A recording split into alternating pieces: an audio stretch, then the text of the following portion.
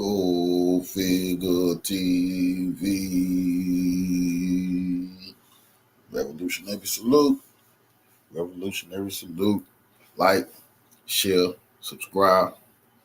Welcome to the House of Revolution. You know I'm your humble host, the Yao-Mean of Revolution, and we have got to get into geopolitical information today. The election of Trump or Kamala Harris is a distraction from the end of the U.S. empire and the collapse of NATO. But first, be sure to wipe your feet. That means hit the like button. You in the House of Revolution. Like, share, subscribe. Let everybody know coffee is on. We're going to be going deep. President Putin, the leader of revolution, has united the global revolutionaries all over this world. We're going to be looking all over the globe and seeing this against the U.S., against NATO. And they don't want to let us know that whoever gets in power still has a lot to deal with. The world, and I'm talking about the Western world, the majority of the world is definitely against them and preparing to fight. But fight behind what? Well, let's start with this little piece of information. The Washington Post actually does a piece talking about how the United States is waging economic warfare against basically the entire global South. Well, how nice of you guys to finally catch up.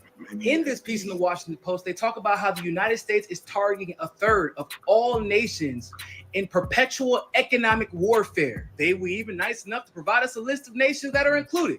And in that list, you'll see countries like Iran, North Korea, Venezuela, Syria, Cuba, Yemen, Afghanistan, China, Burma, Libya, Sudan, Russia, Belarus, and many other countries that the United States... Now, I put this piece of information, Revolutionary Salute family, at the beginning because when you see it was easy for Russia and China to unite these nations against the U.S. because the U.S. had been doing this shakedown scheme of sanctioning people for far too long. It was easy to bring them together under President Putin. So majority of these people, nations that was named on this list, I'm going to show you Putin done militarized them. Now they are picking Africa right now as the battlefield. I will show you Venezuela, Cuba, Iran, Turkey, all showing up in Africa and Burkina Faso to deal with these imperialists. But it's happening right before our eyes. The election, Harris, Trump, that's all a distraction. States seems to be in perpetual conflict with. And even though they'll give you the long-winded version, the reason that these countries are being sanctioned boils down to basically one of two things. These countries have democratically elected leaders who will not play ball with the United States, and the United States was not able to overthrow these elected leaders, or these countries are communist or socialist countries who were doing so well that they were exposing the fallacy that is the pipe dream of American free market capitalism. For example, the United States had a pretty exclusive oil deal with Iran until a democratically elected president in 1954 named Mossadegh came into office after the voters chose him. Not only was Mossadegh popular, but he wanted to nationalize Iran's oil supply, which meant that the United States and the UK could no longer take advantage of Iran. But it really wasn't so much animosity towards the United States and the UK. He just wanted to do what was best for his country. So the US couped him and expelled him from the country. And there's been a constant back and forth between Iran and the United States and the West until Iran finally got control of their government and their oil supply.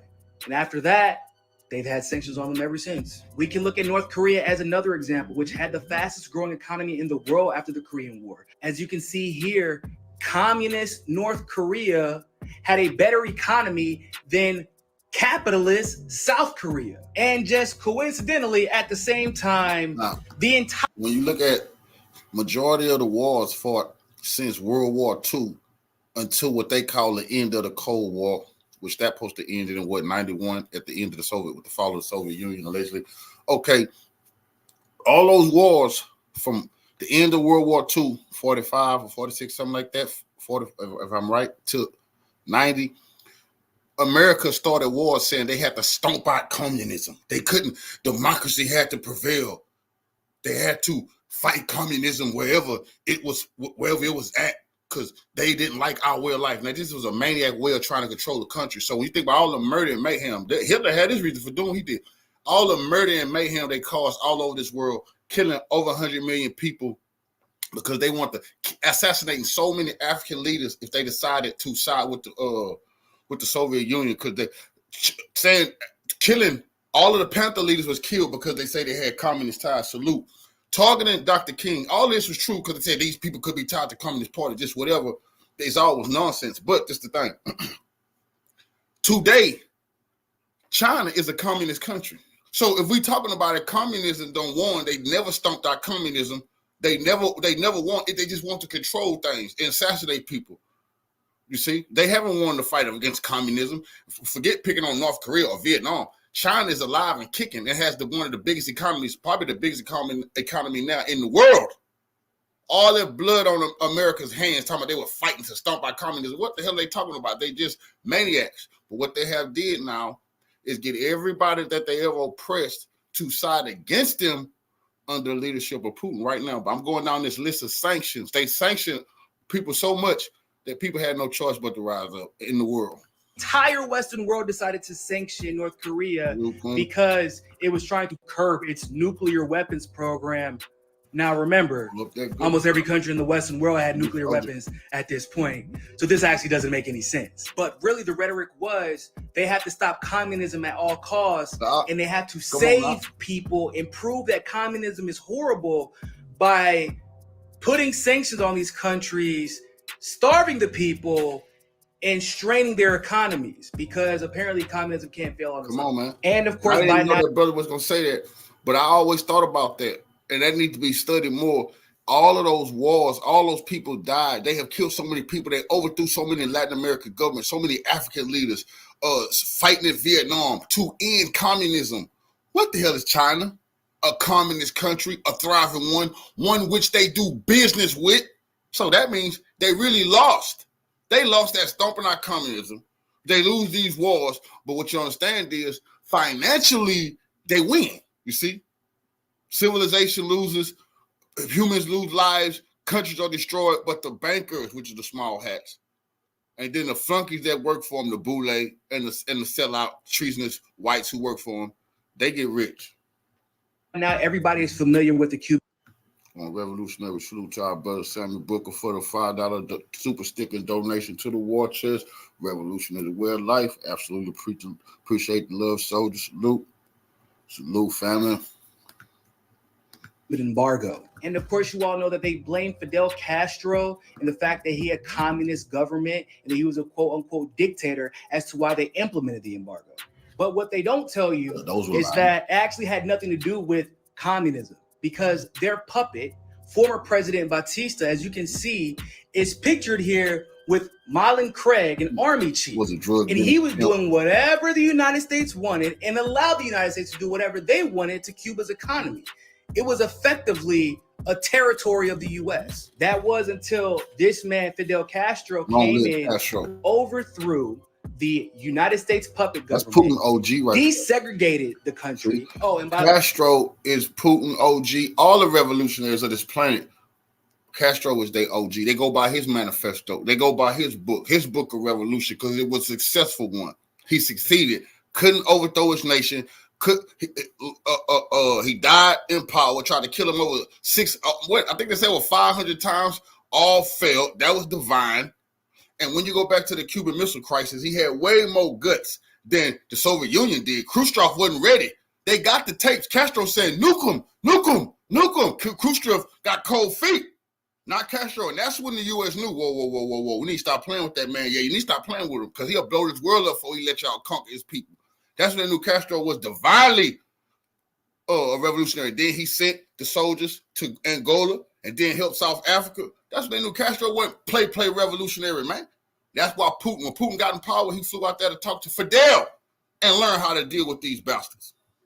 By the way, it's probably should be noted that Cuba was desegregated before the United States. Then after he took over the economy from the West and gave it back to the Cuban people, he spent the majority of his time and resources working with countries like South Africa to free them of U.S. imperialism, as he worked on the side of Nelson Mandela, freeing South Africans from the apartheid, while the United States was working on behalf of the apartheid in order to maintain it. And they tried to paint Fidel Castro as this evil dictator who was doing bad by his people. But under Fidel Castro and communism, Cuba managed to achieve a 99% literacy rate. 53% of the seats held by national parliament are held by women. And despite the crushing sanctions the West tried to put on Cuba, they've made such medical advancements that they've literally managed to put the cure for lung cancer in an inhaler. But what's even more jarring is the fact that the United States put a lot of countries on this list because they claim that these countries make human rights violations and are ran by dictators. In the world. So don't y'all think there are some notable names missing from that list? For example, Saudi Arabia is a royal dictatorship and is known for its human rights violations. It's almost like they brag about them. Or how the United States knows that the Ukrainian government has neo-Nazi battalions who've committed numerous human rights violations and helped to overthrow governments in Ukraine. And that France is one of the most disrespectful colonizers. Like I said, France got to get the attention of the colonizer, not Britain, Spain. That's old news. France is a colonial nation, live and kicking, and who needs some attention. They supposed to be sanctions on. That's why we know them is shoe shiners in the Congressional Black Caucus. They have never once brought up France and what they was doing throughout Africa, what they was doing in Haiti, what France was doing in Vietnam before the Americans went now. But they, but they always got something to say about some other nation. Scared to speak up on the French government and what they done did on this planet is disrespectful. And not only do we not sanction them, but they literally fund them. And then there's Israel and this guy, Netanyahu. We can't forget the war criminal. Need I say more? By now, I hope it's become clear that these sanctions have nothing to do with a dictatorship or really even communism, because even Batista was technically a self-proclaimed communist. The only crime that most of these countries committed was having the audacity to pursue self-determination and to refuse to engage in the US's and the West's imperial games. Or even more so, they even dare to fight against US imperialism. And everybody knows the worst thing that you could possibly do as a nation is have the unmitigated gall to challenge the empire and stand in between them and their bottom line. Nah, but that was until Putin challenged them in Ukraine. Now it's all collapsing. That was until they kept giving Ukraine advanced weapons and Putin warned them, okay, I'm going to arm everybody who don't like you, and then we're going to see how you like it. Now let's hold on.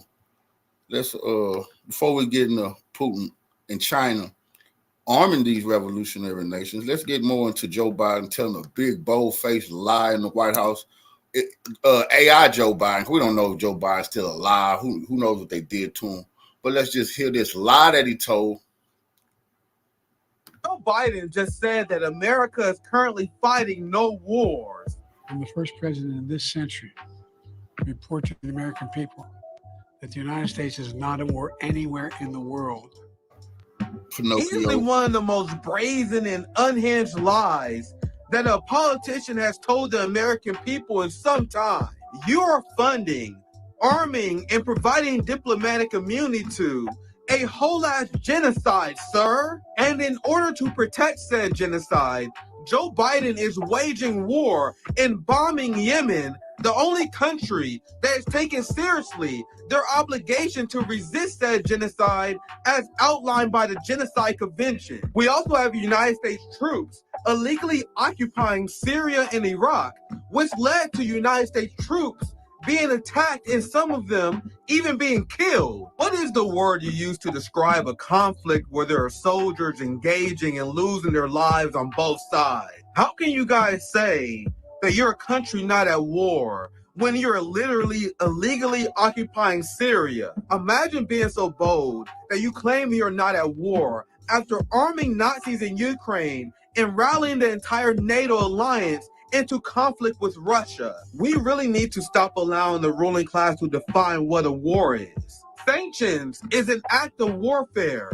Economic warfare is war. The United States currently sanctions 1/3 of the world's population, and these sanctions overwhelmingly impact the poor and the working class. The Democratic Party is the party of war and genocide.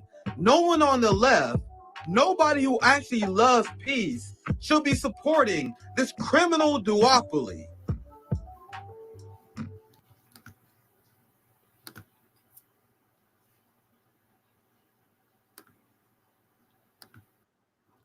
Hold on. Okay, first let me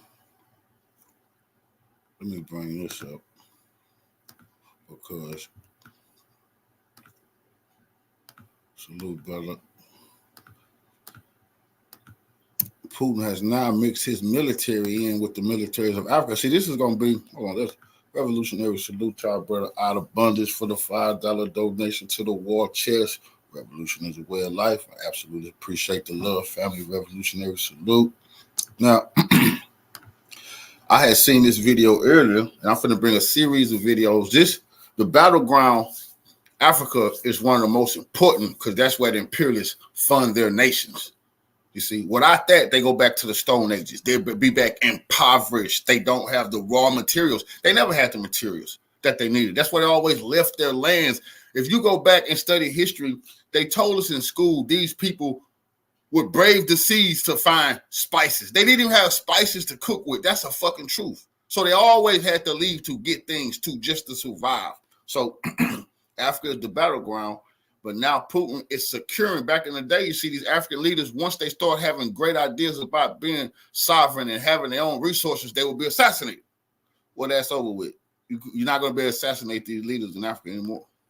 Reported that between 80 and 100, in what might be interpreted as a confirmation of the months-old rumors of a possibility of Russian military personnel protecting the Burkinabe president Captain Ibrahim Traoré, it has finally emerged that indeed Russian forces are now part of the security detail tasked with protecting the 36-year-old head of state.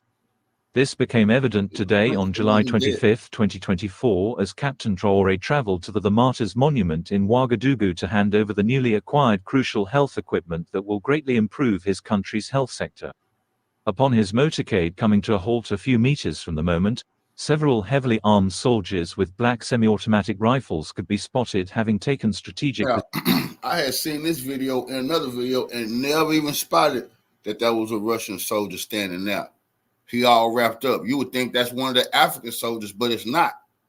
That's a Wagner's elite soldier, and he done trained the rest of those soldiers. But right there, placed in the African military, right there in the president's military guard, that go to Russian soldier.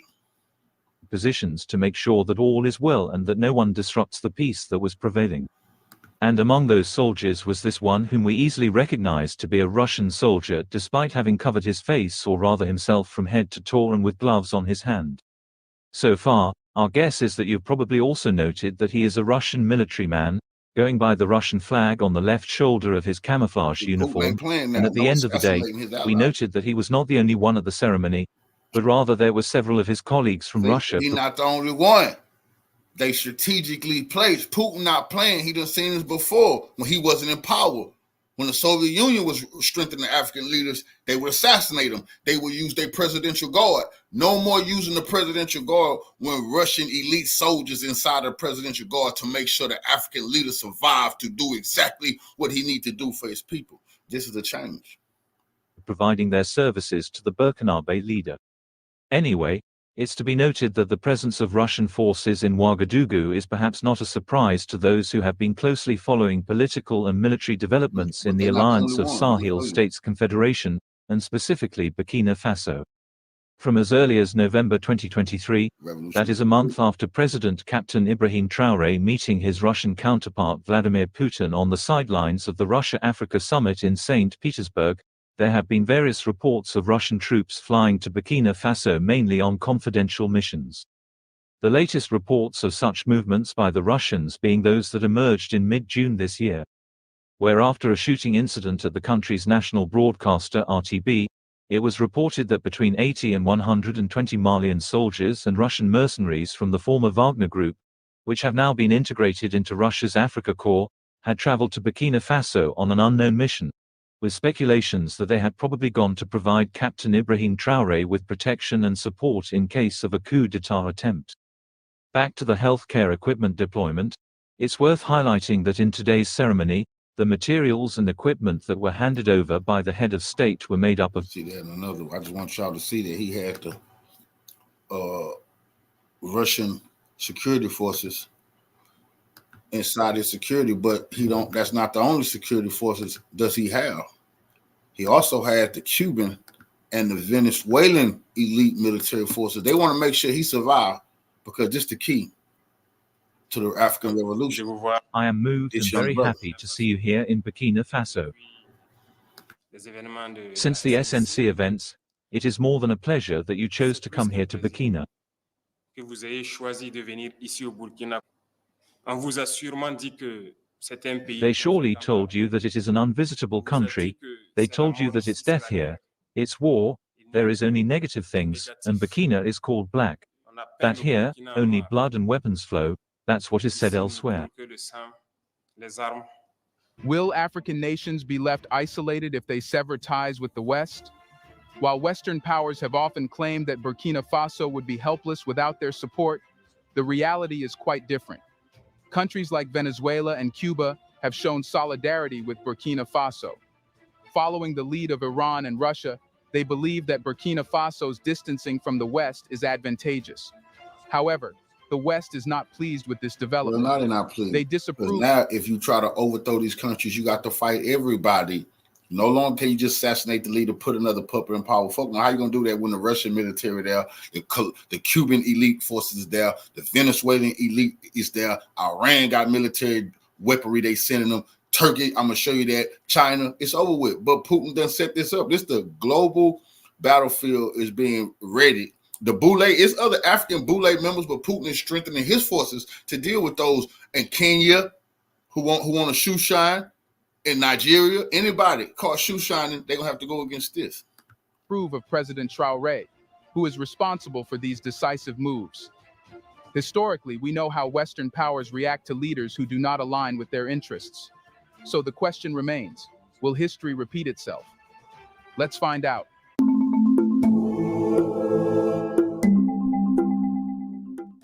Imagine a nation in the heart of Africa defying global superpowers, forging new alliances, and rewriting its destiny.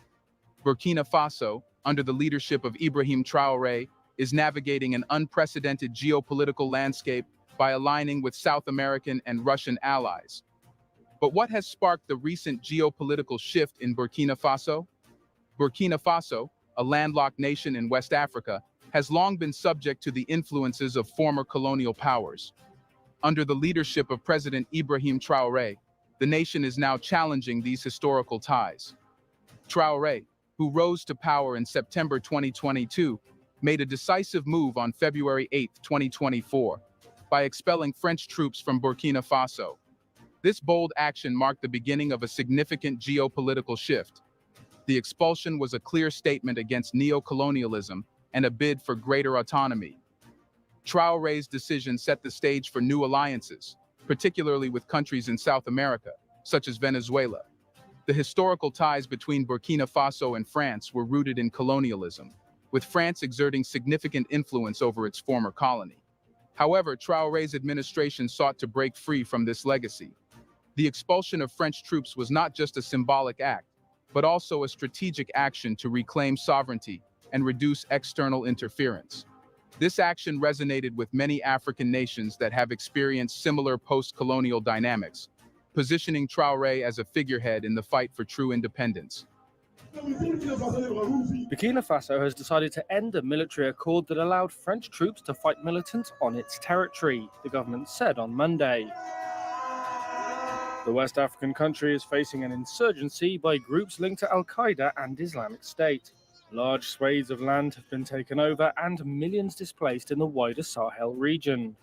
On Saturday, Burkinabe national television reported that the government had suspended a 2018 military accord with Paris on January 18th, giving France 1 month to withdraw its troops. The next day, French President Emmanuel Macron said he was awaiting clarifications from transitional President Ibrahim Traoré.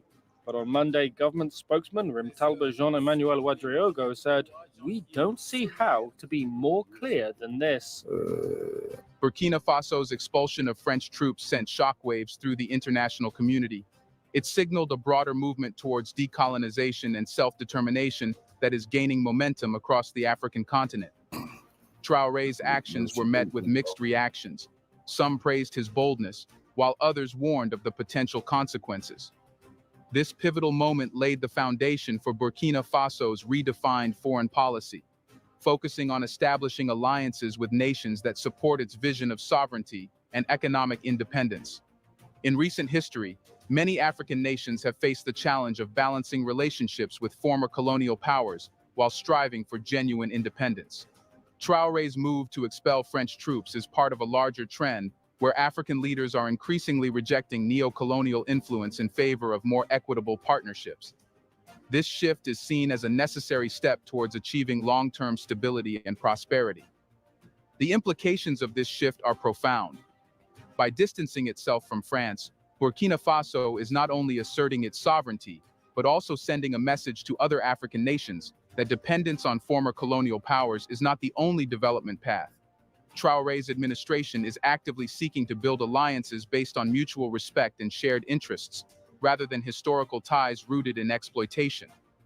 As we delve deeper, we will explore the pivotal alliances Burkina Faso is forming and their potential impacts. Let's first talk about its ties with Venezuela. So, how did the relationship between Burkina Faso and Venezuela come to be? And what are the key aspects of their alliance? Here's a reminder to please like and share the video and subscribe to our channel to watch more videos on Black culture, history, civilization, and identity. Venezuela, all the sanctions, how is Venezuela with all the sanctions that they under, how are they able to supply help to Burkina Faso and the revolutionaries after? Cuba, with all the sanctions they're under from the U.S., how are they able to supply military help and help to Burkina Faso and the African military, the African revolutionaries? Through Putin and through Russia. Never forget, they just told you on TV maybe 2 weeks ago, the Russian warships, they came through the Caribbean, they stopped at, they had two naval port stops in two countries, Venezuela and Cuba. Those are the two South American militaries that Putin know he can rely on. It's other ones rising up, but he know he can rely on them. Cuba has been a long revolutionary nation that's been putting in work. So those two nations have exported their militaries to go help the Africans. Let's continue now. The relationship between Burkina Faso and Venezuela began to take shape immediately after Traoré's bold move to expel French troops. On February 8, 2024, Venezuelan President Nicolas Maduro extended an invitation to Traoré, signaling the start of a new era in bilateral relations. This invitation led to a significant meeting where Burkina Faso's Foreign Minister Jean-Marie Traoré and Venezuela's Minister for Foreign Affairs, Iván Gil, signed 20 cooperation agreements. These agreements spanned various sectors, including aeronautics, agriculture, civil protection, culture, sports, oil, education, and science and technology. Such comprehensive cooperation signifies a deep commitment to mutual development and the strengthening of ties. Venezuela's support is not limited to economic agreements, but extends to military backing, highlighting a shared anti-imperialist stance. Minister Gil emphasized Venezuela's willingness to continue strengthening ties of friendship with Burkina Faso and all African nations within the framework of South-South cooperation. The agreements included plans for a delegation of specialists and technicians in oil matters to visit Venezuela, underscoring the strategic importance of energy cooperation. This partnership positions Burkina Faso to benefit from Venezuela's experience in the oil sector, potentially boosting its economic prospects. The cooperation agreements cover a broad range of areas, each critical for the development of both nations. In aeronautics, there are plans for joint ventures that could lead to technological advancements and improved infrastructure. In agriculture, the focus is on sharing expertise to enhance food security and boost local production. The cultural exchanges aim to foster mutual understanding and strengthen social ties between the two nations. Sports and education are also significant components of the agreements. By collaborating in these fields, Burkina Faso and Venezuela aim to build strong, educated, and healthy communities. These sectors are essential for long-term national development and will help create a foundation for future generations. Military cooperation is another crucial aspect of the alliance. Venezuela has pledged to provide military support to Burkina Faso, which could help the nation strengthen its defense capabilities and maintain stability. This support is part of a broader strategy to resist external pressures and protect national sovereignty. The significance of these agreements extends beyond immediate benefits. They symbolize a commitment to a shared vision of development that prioritizes sovereignty and self-sufficiency over dependence on foreign aid and investment from traditional Western powers. This partnership reflects a broader trend of South-South cooperation, where developing nations collaborate to achieve mutual growth and independence. Now the question is, with these alliances in place, what are the broader international implications for Burkina Faso? Burkina Faso's alliance with Venezuela is part of a larger network involving South American countries and Russia. Historically, countries like Cuba, Venezuela, and Argentina have aligned with Russia, especially during the Cold War. Figures such as Fidel Castro, Hugo Chavez, and Che Guevara were prominent leaders who championed anti-imperialist movements, and their legacies continue to influence contemporary politics. Today, Venezuela's backing of Burkina Faso represents a continuation of this legacy. The alignment with anti-imperialist forces signals Burkina Faso's shift away from traditional Western alliances. Economically, these partnerships open new avenues for development in various sectors, including energy, agriculture, and education. Militarily, support from countries like Venezuela and Cuba, which have strong ties with Russia, could significantly enhance Burkina Faso's defense capabilities. This alliance could also impact regional dynamics in West Africa. Burkina Faso's defiance of Western powers and alignment with South America and Russia may inspire other African nations to reconsider their foreign policies. This could lead to a broader realignment in the region, challenging the existing power structures dominated by former colonial powers and their allies. Moreover, the growing ties between Burkina Faso and Venezuela could set a precedent for other African nations to pursue similar alliances. This trend could result in a more multipolar world, where power is distributed more evenly among different regions, reducing the dominance of Western nations. The potential for increased cooperation among countries in the global South could lead to new economic and political blocs that challenge the status quo and promote a more equitable global order. The realignment of Burkina Faso's foreign policy could also have implications for international organizations such as the United Nations and the African Union. These institutions may need to adapt to the changing dynamics and address the emerging needs and priorities of nations that are seeking greater autonomy and rejecting traditional power structures. The alliance with Venezuela and other South American countries also highlights the importance of South-South cooperation. This approach to international relations emphasizes solidarity and mutual benefit among developing nations, as opposed to the hierarchical relationships often seen with Western powers. South-South cooperation can provide a platform for countries to share knowledge, resources, and strategies for development, leading to more sustainable and inclusive growth. Furthermore, the geopolitical shift in Burkina Faso could influence global energy markets. As Burkina Faso strengthens its ties with Venezuela, a major oil-producing nation, it may gain access to valuable energy resources and expertise. This could enhance Burkina Faso's energy security and reduce its dependence on Western energy supplies. In turn, this could lead to shifts in global energy dynamics, with more countries looking to diversify their energy sources and build resilient energy infrastructures. How have the international community and regional bodies reacted to Burkina Faso's new alliances? The international community, particularly Western nations, has closely monitored the developments in Burkina Faso. In response to Burkina Faso's alliances with South American countries, Western nations have imposed sanctions on Burkina Faso, Mali, and Niger. These sanctions are aimed at pressuring these nations to reconsider their alliances and return to the fold of traditional Western allies. The military juntas in West African nations, Mali, Burkina Faso, and Niger jointly announced their immediate withdrawal from the Economic Community of West African States on Sunday. The juntas accused the regional economic bloc of imposing inhumane sanctions aimed at reversing recent coups in their respective countries. The joint statement broadcast on state television in all three nations asserted that the decision to withdraw was made in complete sovereignty, alleging that ECOWAS had deviated from the ideals of its founding fathers and Pan-Africanism after nearly 50 years of existence. The juntas contended that ECOWAS, influenced by foreign powers, had become a threat to its member states and their populations. This announcement follows a series of events that heightened political tensions in West Africa, including a coup in Niger last year. The three nations have recently formed the Security Alliance and severed military ties with France and other European nations, turning to Russia for support. Despite these sanctions, Burkina Faso has received substantial support from its new allies. On July 2nd, 2024, Venezuelan President Nicolas Maduro sent a delegation to Burkina Faso to reaffirm South America's support. This visit underscored the deepening ties between the two regions and highlighted their shared commitment to mutual development.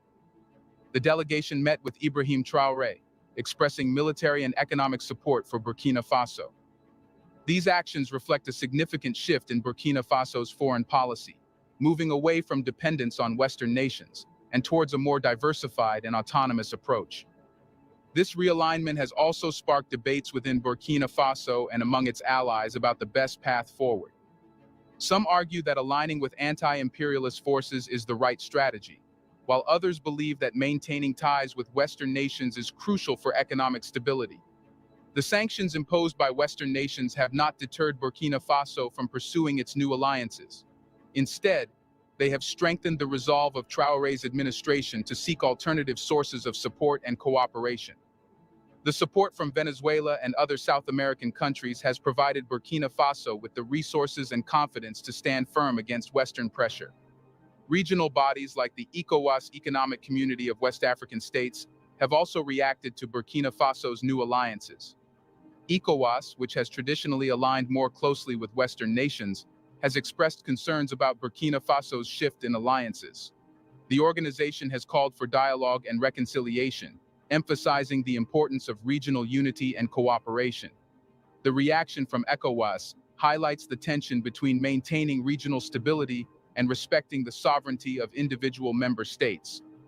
Burkina Faso's decision to align with anti-imperialist forces challenges the existing balance of power within the region and raises questions about the future of regional cooperation. ECOWAS must navigate these complexities carefully to avoid further destabilization while supporting the aspirations of its member states. International organizations such as the United Nations have also taken note of the developments in Burkina Faso. The UN has emphasized the importance of peaceful resolution of conflicts and respect for international norms and agreements. As Burkina Faso navigates its new alliances, the international community will be watching closely to ensure that the nation remains committed to upholding these principles. The responses from various international and regional bodies highlight the broader implications of Burkina Faso's geopolitical shift. While the nation seeks to assert its sovereignty and build new alliances, it must also navigate the complex web of international relations and maintain stability within its borders. The support from Venezuela and other allies provides a buffer against external pressures, but the path forward will require careful diplomacy and strategic planning. Given these actions and reactions, what are the potential future scenarios for Burkina Faso? The future of Burkina Faso's international relations hinges on several key factors. President Ibrahim Traoré faces a critical decision. Should he continue to align with Venezuela, Cuba, and Russia?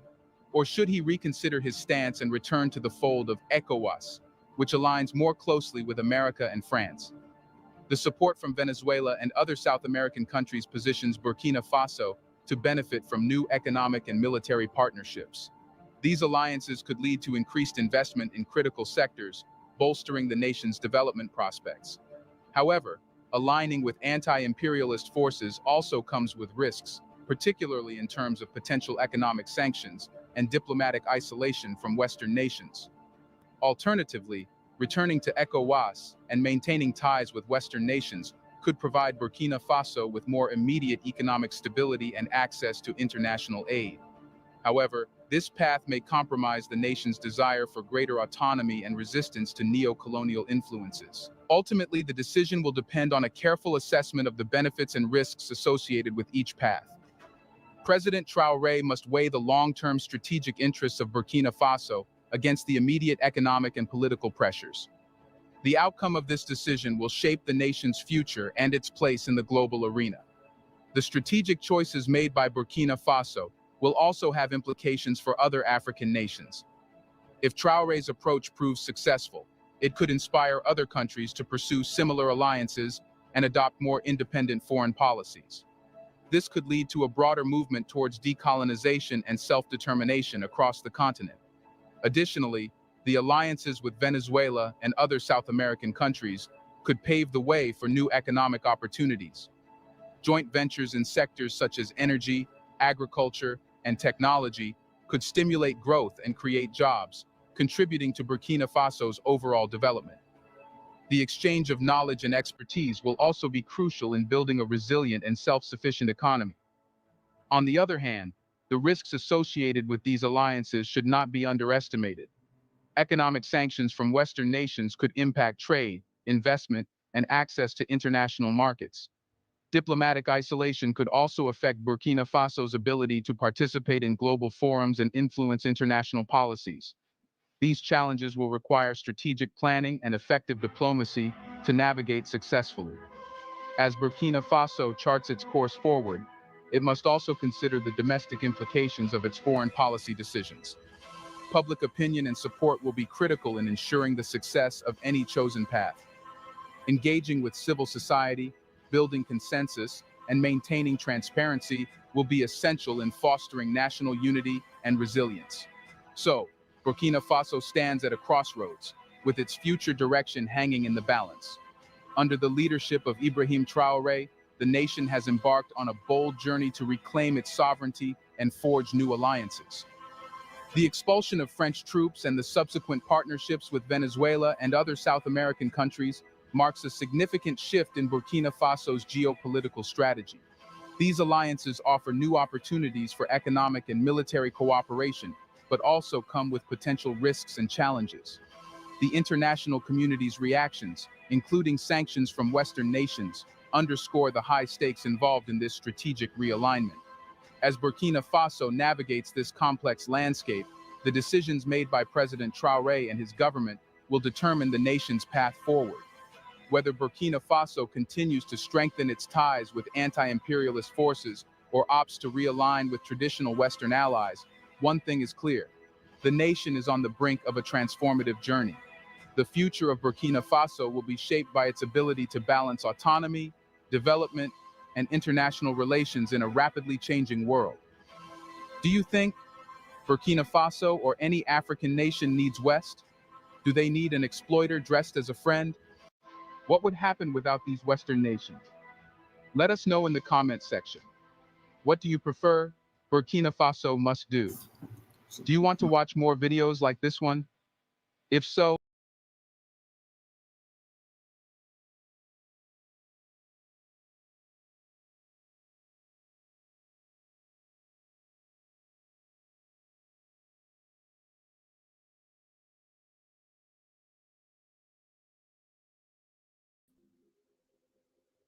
Ladies and gentlemen, this is in the vlog. I say this is in the vlog, and I'm here once more. I'm here because there is one important information that I brought you today, and this information is amazing. The information is amazing for the people of Sahel, because what they have been looking for has reached their hand yesterday, being 24th of July, 2024. And you would ask me, what is that they are looking for, or they have been looking for that has reached their hand? Well, what they have been looking for since ECOWAS gave them sanction, and this sanction stopped them from getting an access to the sea. Therefore, whatever that they will import from other country must come through A. Since then, they have been looking for a country that is connected to the sea, where they can do importation directly from land.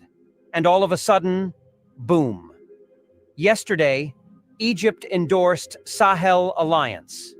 The Egyptian president had sent delegates through his foreign minister to Burkina Faso, and their speech, their promise, their wish to Burkina Faso, Wumavu, you. From what they said, remember, Egypt just joined BRICS, and Ethiopia said they are ready to protect and defend Burkina Faso militarily, that they are ready to help Burkina Faso in whatever Burkina Faso and Sahel Alliance wants them to do for them. They said, their friendship did not start today, and they have been as well helping other African countries, that Burkina Faso, Mali, and Niger are their brothers, that they cannot abandon their brothers. Therefore, the relation between Burkina Faso and Egypt must stay stronger no matter what. Well, I am going to show you the news and tell you about how the news happened, because this is unbelievable. The reason it is unbelievable is that for some of you who have not been following the news about Sahel Alliance, Sahel alliance has never gotten a country that had direct access to the sea. Even now, they still have not gotten. But the point is that the southern Libya belongs to Sahel alliance. Southern Libya belongs to Putin. Southern Libya is connected to the Egypt. And from southern and Libya, they have a set direct to the sea. This is important for the Sahel alliance. Let's go, and you listen to how the news happened just yesterday. This news is not up to 24 hours. Let's go. 72nd National Day of the Arab Republic of Egypt, a celebration in Ouagadougou under the sign of the consolidation of diplomatic relations with Burkina Faso, Ouagadougou, July 24th, 2024. The Minister of Foreign Affairs, Regional Cooperation and Burkinabe Abroad, SEM Karamoko, Jean-Marie Traoré, took part in the evening of Tuesday, July 23rd, 2024, in the commemorative ceremony of the National Day of the Arab Republic of Egypt. See more 72nd National Day of the Arab Republic of Egypt, a celebration in Ouagadougou to strengthen diplomatic relations with Burkina Faso, Ouagadougou, July 24th, 2024. The Minister of Foreign Affairs of Regional Cooperation and Foreign Affairs of Burkina Faso, CM Karamoko, Jean-Marie Traoré, participated on the evening of Tuesday, July 23rd, 2024, in the commemorative ceremony of the National Day of the Arab Republic of Egypt, a commemoration which, according to the Egyptian ambassador, Sheriff Abdel Latif Nada, recalls the crucial role of his country's support for liberation movements throughout the world, and particularly in Africa. He added that the Arab Republic of Egypt is always committed to cooperating with Burkina Faso through multidimensional collaboration, covering several areas including defense, security, diplomacy, justice, and agriculture. On the occasion of this ceremony, SEM Sheriff Abdel Latif Nada praised the daily efforts of the defense and security forces and volunteers for the defense of the homeland, for their determination to restore the integrity of the Burkinabe territory. At the same time, he assures that Egypt stands resolutely alongside the people and authorities of Burkina Faso in the fight. The Burkinabe Minister of Foreign Affairs, Regional Cooperation and Foreign Affairs, in his speech, sent a message of solidarity and fraternity from the President of Faso to the Egyptian people who, according to him, have been walking alongside Burkina Faso since the independence of country, the path of friendship and cooperation. Hikaramoko, Jean-Marie Traoré, described the relations between the two countries as exemplary, because they are based not only on the principle of mutual respect, but also because these relations have brought concrete results in several areas, including security and defense, professional and university training. It is a relationship rich in friendship and sincere cooperation. Revolutionary salute to our Queen Shannon G for the $10 donation to the war chest. She said could drip you into the war chest. I absolutely appreciate that donation. Revolution is a way of life. Salute, Queen. I salute the crucial role of all the actors who have always worked to strengthen cooperation between Burkina Faso and the Arab Republic of Egypt, declared Minister Karamoko Jean-Marie Traoré. While congratulating the Egyptian authorities for their revolution, which is a model of success, the head of Burkinabe diplomacy insisted on the fact that we must create endogenous programs to deal with all the difficulties that can slow down the momentum of conquest of the true sovereignty of our country. After listening to this news, I began to say that Sahel Alliance is getting stronger every day. When the Sahel Alliance commenced, many people did not believe Ibrahim Traoré. Many people did not believe Assimi Koita. Many people did not believe Gennaro Attayani. But now look at how things have turned. They have been gotten endorsements and support from everywhere, including King of the Morocco. When we go to outside, they have been gotten in support from Russia, Venezuela, Cuba, China, Turkey. Everybody wants to help this people. If things continue like this, Sahel Alliance will be the best region in Africa in a very nearest future. This is unbelievable. Including Iran has visited Sahel Alliance to give their support and for development. Well, this is how it happened. And it is a very beautiful situation. The major issue now is that whenever this good news or this type of good news happened to Sahel Alliance, I always think about the ECOWAS who have given the Sahel Alliance sanction. What would they be thinking now? Should they lift the ban so that we will know that everybody is a brother? If ECOWAS keep on with their sanction and other people keep on and does the Sahel Alliance, what is the meaning of sanction? If care is not taken, I see Sahel Alliance joining North Africa. How many countries remain? Morocco has endorsed them.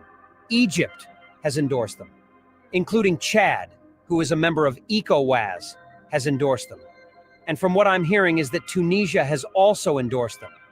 Do ECOWAS want Sahel Alliance to join North Africa? Well, put it down on comments section of what you think that will happen if all these North Africa countries endorse.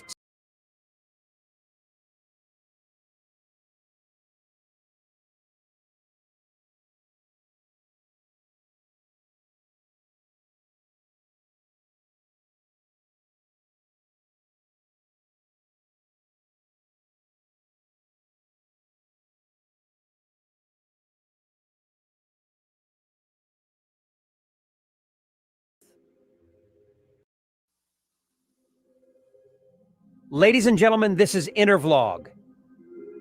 I say this isn't a vlog, and I am here once more. I am here because there is one important information that I brought to you from Sahel. And this information is unbelievable. And it is the first time something like this is happening in entire world. This information has broken record. And you would ask me, what is that information? The information is about the visit of Turkish delegates to Niger Republic. And you would ask me, how did this visit broke record? Well, this visit broke record because this is the first time a president of a country, which is Turkey, in this manner, sent almost everybody around him to another country. We are talking about more than 7 officials, important officials, defense minister, agriculture minister, intelligence minister, chief of staff. Everybody that is important in Turkey was sent to Niger, including the Bayrata, who's the family manufactures Bayrata drone. Apart from President Erdogan in Turkey on Wednesday, half of his important people in office, people that made him. I'm talking about the intelligence, the defense, the chief of staff. Everybody was in Niger. And this is the first time something like this has ever happened in the world, that a leader sent almost half of the people who are with him to another country. And what did they go to Niger to discuss? They discussed of many things which you are going to hear about here. But the major topic is security. They talked about education, about health. But everything came into a conclusion that they were there to protect Sahel Alliance and the Niger Republic. And you are going to hear it here. It's unbelievable the type of support that Niger, Burkina Faso, and Mali are getting from other countries. This is the first time countries have gotten this type of support. They become an African Never. superpowers. And when I saw them, I know exactly their target. Their target is to make sure that they remove Burkina Faso, Niger, and Mali out from America and France, to make sure that both ECOWAS and African Union does not attack both Burkina Faso, Mali, and Niger without retaliation. Therefore, there is a Cold War in Africa, and that Cold War is centered in Sahel. Let's go. And you see the preparation of Cold War because Turkey has come in full force. This thing is not looking good at all. None of them mentioned war. But after listening and watching what is happening, you will know that there is cold somewhere, and it will take your brain to add war there. Let's go. Turkey's newest African ally. Ankara's arms sales to Niger could make the country the center of the Sahel. Turkey and Niger agreed to boost cooperation on energy, mining, intelligence, and defense after the West African nation asked Western military. Niger is where the U.S. had the world's largest drone base, $100 million drone base that now belong to them. They kicked the Americans out. The Russians is there now. They're teaching them how to run the drone base and learning all the secrets of the damn drone base. But they also brought advanced air defense system and things of that nature. Is a bunch of uranium, a bunch of resources in Niger. So here you have Turkey, which is a NATO nation, breaking ranks inside with Putin, once again, strengthening these three revolutionary nations, making it impossible for any of the NATO Western countries, Germany, France, U.S., Britain, any of them to defeat these countries or come in and take anything. Military personnel to leave and terminated the mining contracts of many Western countries.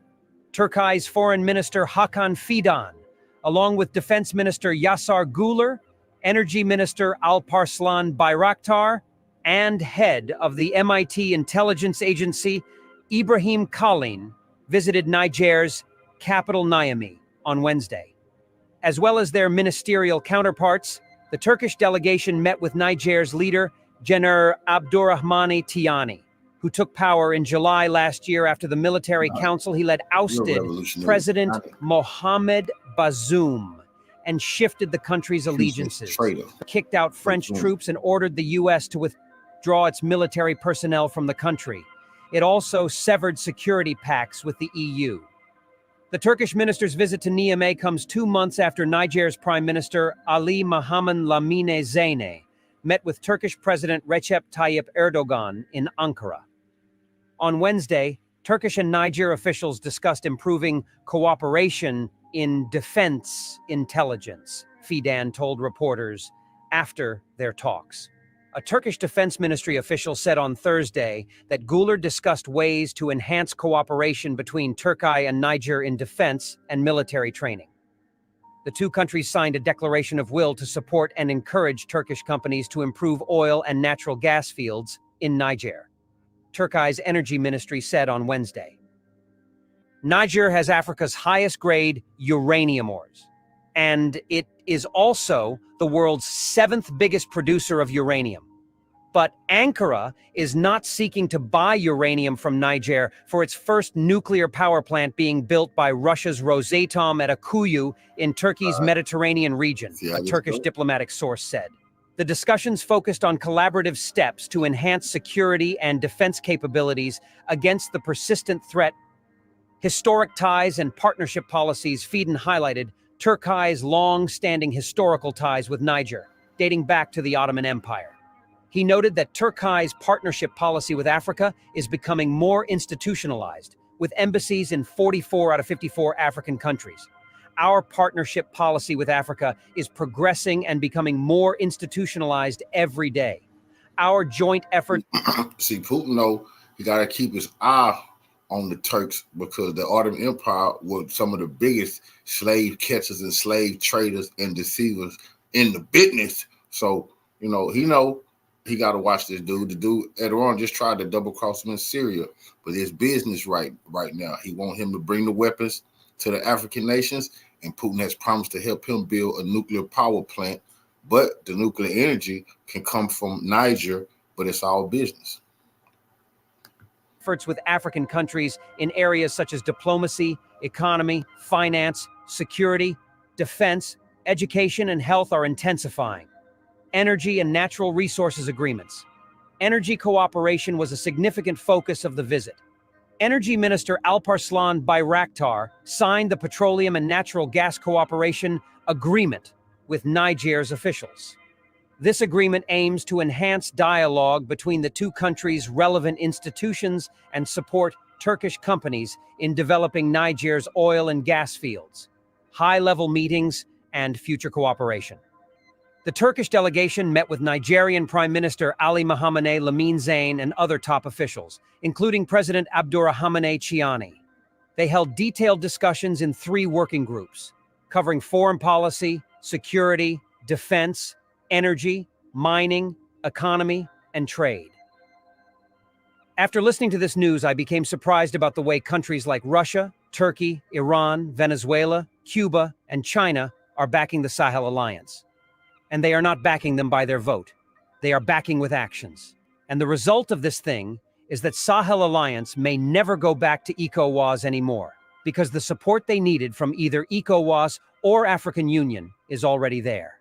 The way things are going for them this time, I believe they are happier today than they were 4 years ago. Or what do you think about the Sahel Alliance? They got their own resources. Do you think they are happier now? Yes, they're happier. Now they got their own resources. But the Boule nations, led by Kenya, still led by, Nigeria, they tried. Nigeria tried to flex on them, but then North Korea rushed weapons and Russia rushed in Wagner and weapons. So they got to kill this version of revolution, or this could spread all over Africa. That's why these nations is militarizing them, giving them weapons they need to prepare, because the Boule nations might try them. And see the terrorist stuff, they stomping out the terrorists, so that's not going to work. So here you have another nation, Togo in Africa, who has signed a deal with them because they see how powerful they're getting. Now they want to join the alliance. Costs.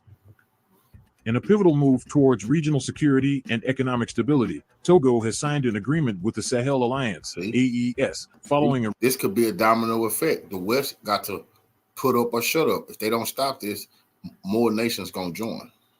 Recent reported terrorist attack in the north of the country. While details of the attack are yet to be communicated, Togo has signaled its commitment to cooperate with the alliance of its northern neighbors Burkina Faso, Niger, and Mali. On the 22nd of July, senior officials from Togo arrived in Niamey, the capital city of Niger, to join diplomats and the general managers of customs from the 3 countries of the Sahel Alliance for a critical meeting. Officials from the Confederation of Sahel States and the Republic of Togo shared insights on the manifold benefits derived from the sharing of experiences. The interconnection actually offers multiple benefits, ranging from the security of business to increased tax and customs revenues through the pooling of resources and availability of risk information, stated a representative, highlighting the core advantages of this initiative. For the countries within the Confederation of Sahel States, the integration of security strategies, immigration, and customs administration computer systems is not merely advantageous, but essential. This meeting aimed to identify potential solutions to enhance and solidify the management of existing interconnections between these nations. The primary objectives of interconnecting customs IT systems include simplifying and securing the transit of goods and people through electronic information and data exchanges, reducing border waiting times, and lowering transit and transport costs. This expansion aims to include other countries willing to join in either a bilateral or multilateral framework, reflecting the commitment of the highest authorities to regional integration and cooperation. The highlight of the meeting provided an opportunity to sign a protocol agreement for implementing this interconnection between the authorities of the Republic of Togo and the Sahel Alliance AES. The meeting opening was presided over by the Minister Delegate to the Prime Minister of Niger. Then, a final statement was issued, including several key recommendations, deploying the interconnection system to all customs offices open for transit by November 15, 2024. In May, military officials from Togo joined officers from Burkina Faso, Niger, and Mali in counterterrorism military exercises, demonstrating a commitment to regional security. This joint effort underscores the collective resolve of these nations to combat terrorism and enhance their defensive capabilities through coordinated military strategies and training. The collaborative exercises involved various scenarios designed to simulate real-world threats, enabling the participating forces to practice and refine their response tactics. These activities not only fostered a spirit of cooperation among the countries, but also provided an opportunity to share best practices and improve interoperability among their military units. This joint training initiative is part of a broader regional strategy aimed at addressing the persistent security challenges posed by terrorist groups operating in the Sahel region. By working together, the countries aim to strengthen their collective resilience against these threats and ensure the safety and stability of their respective territories. Furthermore, the counterterrorism exercises highlight the importance of regional partnerships in addressing complex security issues. The shared commitment to safeguarding their nations and the region as a whole reflects a united front against terrorism, signaling to potential adversaries that these countries are prepared to respond effectively and collaboratively to any threats. The military cooperation demonstrated in these exercises complements the ongoing efforts to integrate customs IT systems and enhance economic and trade security within the region. Together, these initiatives contribute to a comprehensive approach to regional stability, combining security measures with economic development strategies to foster a safer and more prosperous future for all involved. The next cooperation meeting is scheduled for July 2025 in Bamako, Mali, where the second meeting of the Directors General of Customs of AES will focus on the continued interconnection of customs IT systems. This upcoming session will serve as a platform to review progress, address challenges, and set new milestones for regional customs cooperation. The interconnection of customs systems within the Confederation of Sahel states and Togo marks a significant step towards enhancing trade security, reducing operational costs, and improving overall efficiency. As these countries work together to streamline customs processes and share critical information, the benefits are expected to ripple through their economies, fostering greater regional integration and economic development. This initiative underscores the importance of collaboration and technological advancement in modern customs administration, paving the way for a more secure and prosperous future for the region. The strategic implementation of interconnected customs systems will also likely strengthen counterterrorism efforts by facilitating more effective monitoring and control of cross-border movements. This enhanced security framework is vital given the recent rise in regional terrorist activities. By harmonizing their customs operations, the member states of the Sahel Alliance, along with Togo, can better coordinate their efforts to track and mitigate security threats, ultimately contributing to a safer environment for trade and economic activities. Furthermore, the integration of customs IT systems is anticipated to significantly bolster the economic resilience of the involved nations.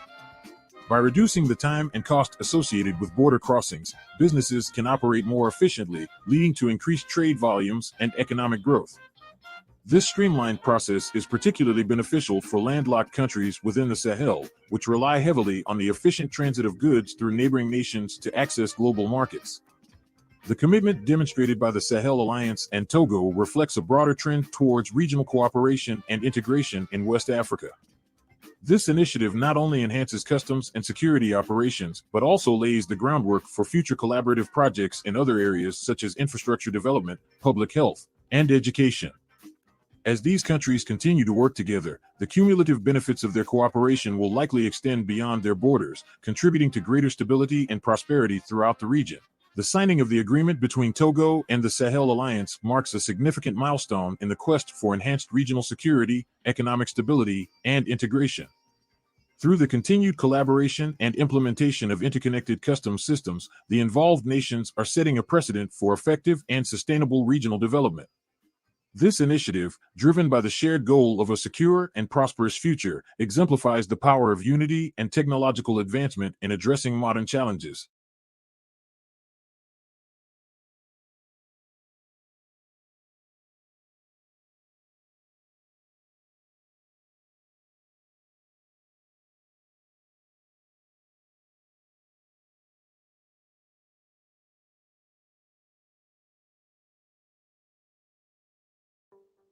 In a ceremony marked by gratitude and respect, Chinese soldiers were recently decorated for their outstanding service and contributions to Mali's defense and anti-terrorism efforts. These soldiers who have... The Chinese military in the revolutionary nation of Mali, part of Ground Zero, Mali, Burkina Faso, and Niger, preparing them to defeat the imperialists in Africa. Been on a mission in Mali for over a year, were honored in recognition of their hard work and dedication. The event, held in Bamako, saw the presence of high-ranking officials, including the Minister of Defense and Veterans, Colonel S. Kamara, and the defense attaché of the Embassy of China. The Chinese soldiers received their decorations as a testament to the deep cooperation and strong partnership between Mali and China. Speaking on behalf of the decorated soldiers, one of the honorees expressed heartfelt thanks to the Malian leadership. This decoration is a profound recognition of our work and a testament to the sincere cooperation and friendship between our countries, he stated. The soldiers who arrived in Mali on April 1, 2023, have spent the past 15 months working tirelessly alongside Malian forces to strengthen security and combat terrorism. Chinese involvement in Mali's defense sector is rooted in a long history of cooperation dating back to the 1970s. Initially focused on transmissions and telecommunications, this partnership has evolved over the decades to include a broader range of military support, including the deployment of Chinese military experts and soldiers. Since the 1990s, Chinese military assistance has been characterized by the installation and maintenance of communication networks, the provision of equipment, and the deployment of military personnel to support Malian forces. This long-standing partnership has been instrumental in enhancing Mali's defense capabilities and fostering a stable and secure environment. The decorated Chinese soldiers have played a crucial role in Mali's fight against terrorism. Their expertise and support have been invaluable in strengthening the operational capabilities of the Malian armed forces. Working in close collaboration with their Malian counterparts, the Chinese soldiers have participated in numerous operations aimed at neutralizing terrorist threats and securing vulnerable areas. Their efforts have not only bolstered Mali's defense, but have also contributed significantly to regional stability. The soldiers' presence and active participation in anti-terrorism missions have been a testament to China's commitment to supporting Mali in its ongoing struggle against extremist groups. This ceremony of presentation of decoration is not only a great proof of love for our mission, but also a high degree of recognition of the work accomplished. This honor highlights not only the hard work of the Malian soldiers and Chinese experts, but also stands as a witness to our sincere cooperation and deep friendship. On behalf of the group of military communication experts, I would like to express our sincere thanks to His Excellency Mr. Minister of Defense, to the Chief of General Staff of the Armed Forces, and to all the leaders of Mali. Regarding this group of experts, we arrived in Mali on April 1st, 2023.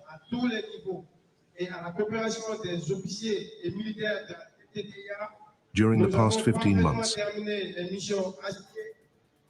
thanks to the support of the leaders, we have fostered a fraternal relationship.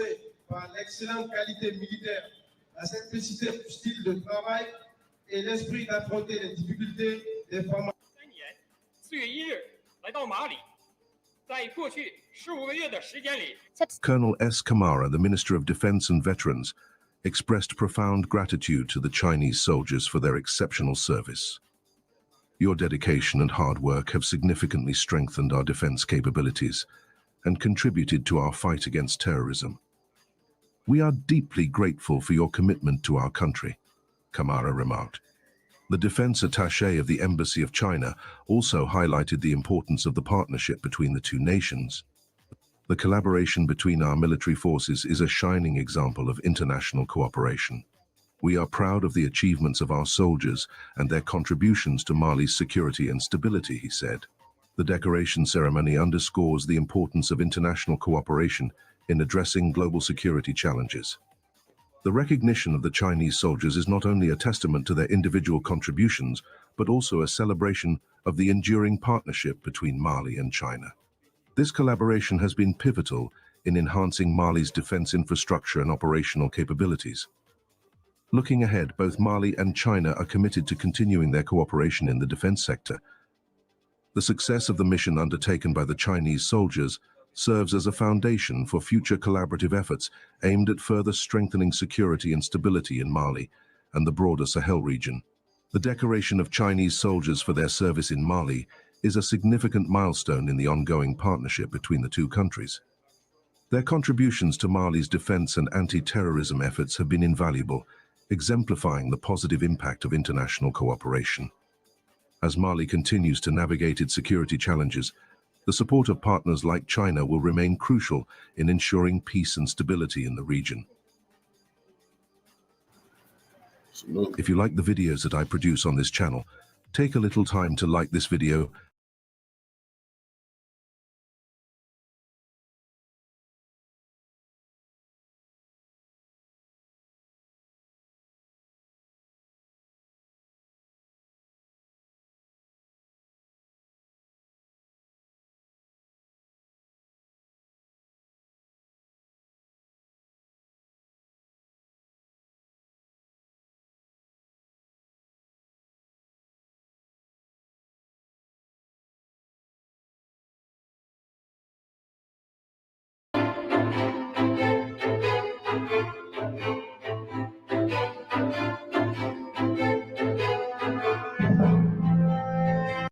to Jeffrey Sachs, the public policy analyst who served as special advisor to 3 United Nations Secretaries General.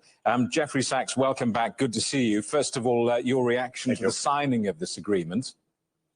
I think it's a very important agreement. Wang Yi, the foreign minister of China, called it a historic agreement. I believe that that is the case. Not only does it bring together the Palestinian factions, but it brings China right into Middle East diplomacy, and again, in a very important and a very positive way, I want to add.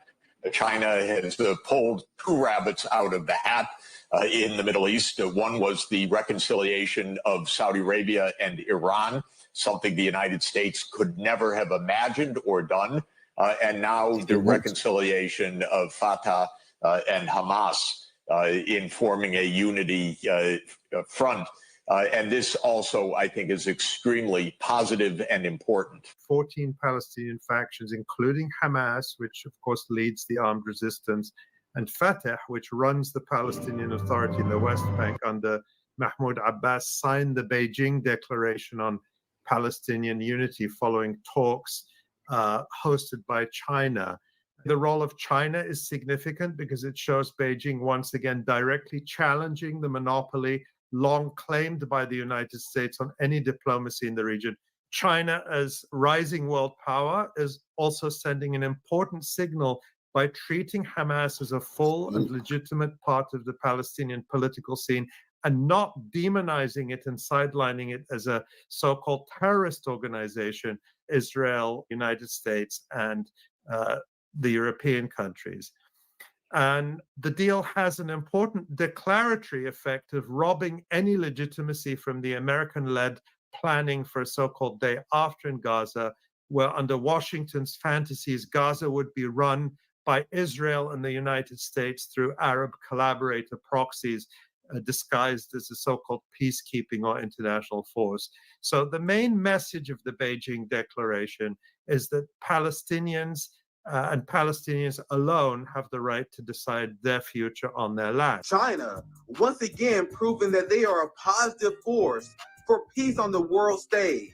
While genocide Joe Biden in the United States bomb and mass slaughter Palestinians, we have China that are bringing them together. China has the reputation of not only being a massive superpower, but also the world's mediator. Remember, it was just a year ago that China brokered a historic peace deal between Iran and Saudi Arabia. In doing so, China flexed their influence and showed how irrelevant the United States is starting to become. China also wrote the highly praised Chinese peace proposal for the conflict in Ukraine that was endorsed by the biggest countries in the world like India, Brazil, even Russia itself. A massive blow to the West and NATO.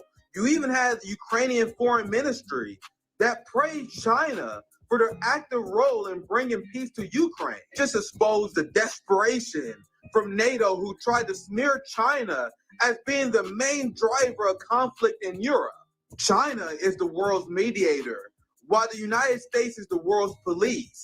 China is absolutely outclassing the United States in diplomacy on the world stage.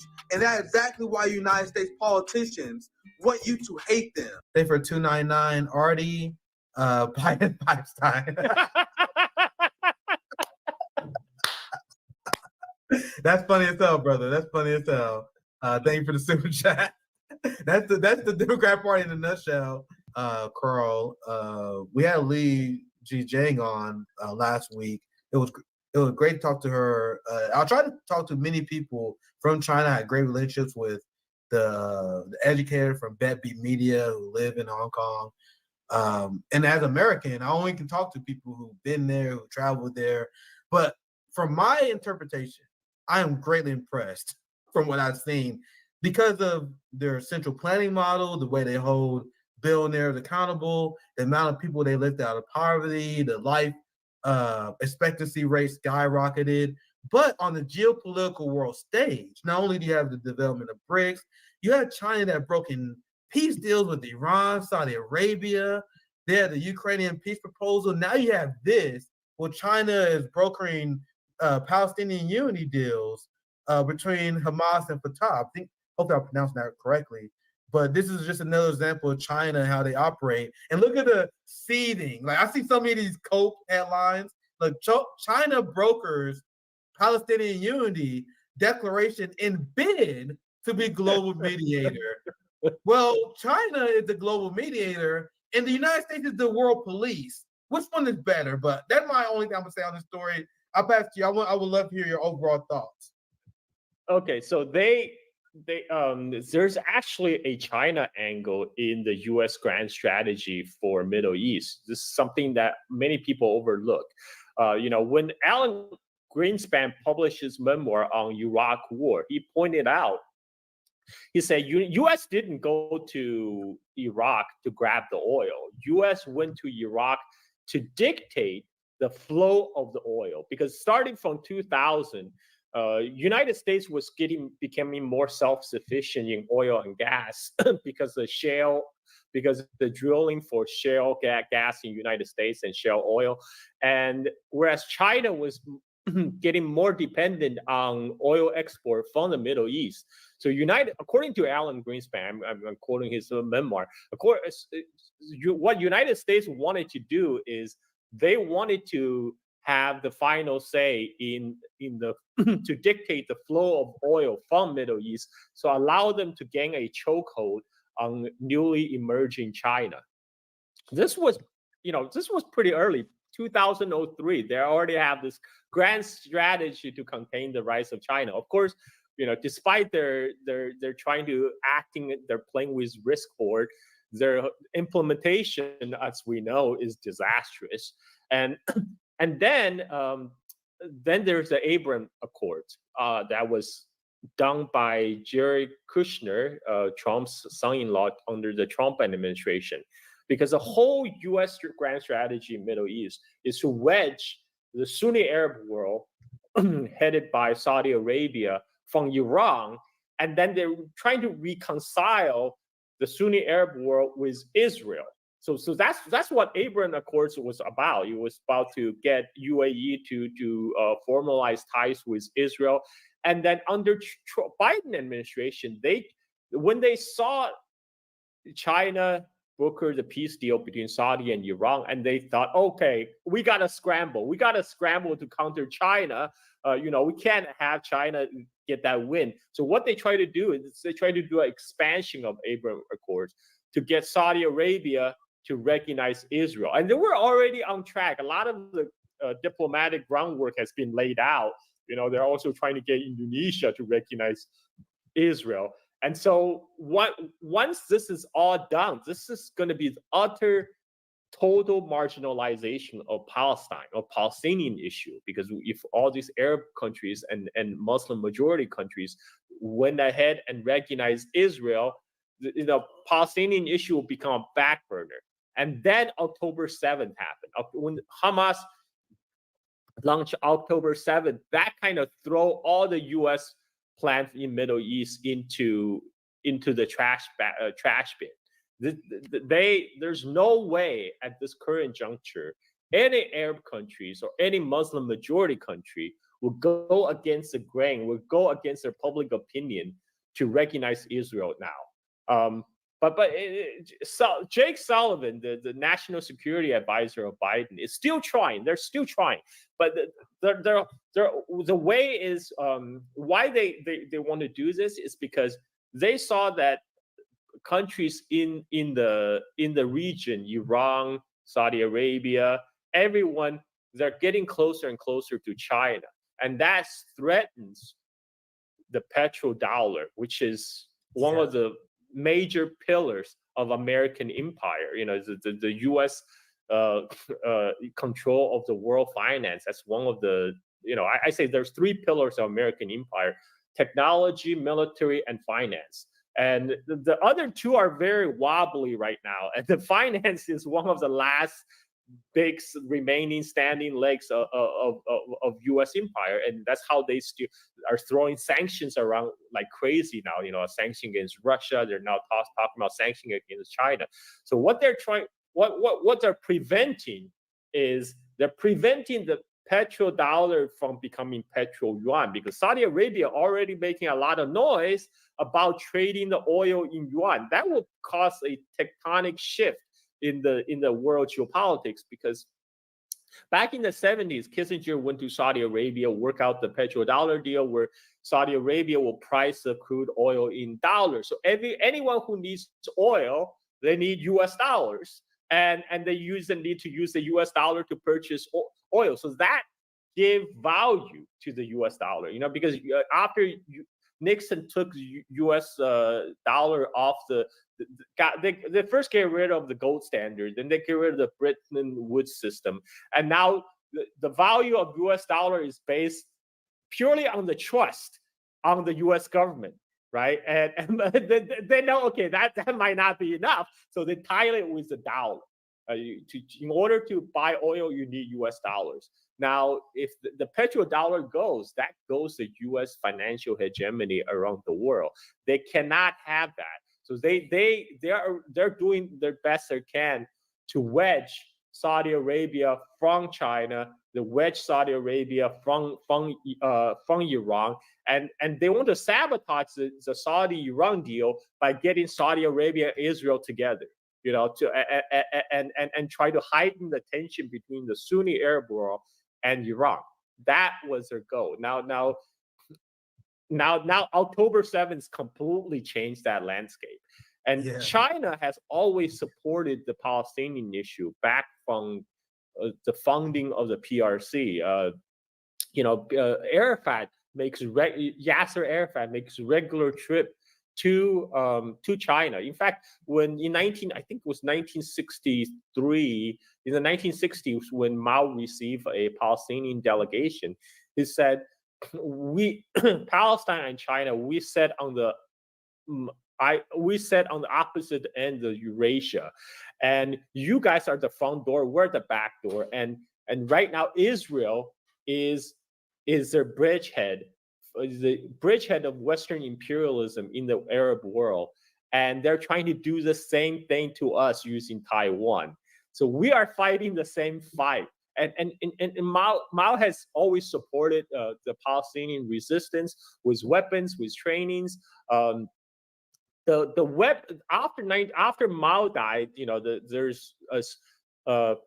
China stopped providing military assistance because under the new policy, China stopped exporting revolution, but China continued recognition to China in the late 1980s. China recognized the Palestinian state, and there's a Palestinian embassy in Beijing. So China always had a working relationship with various factions as a Palestinian resistance.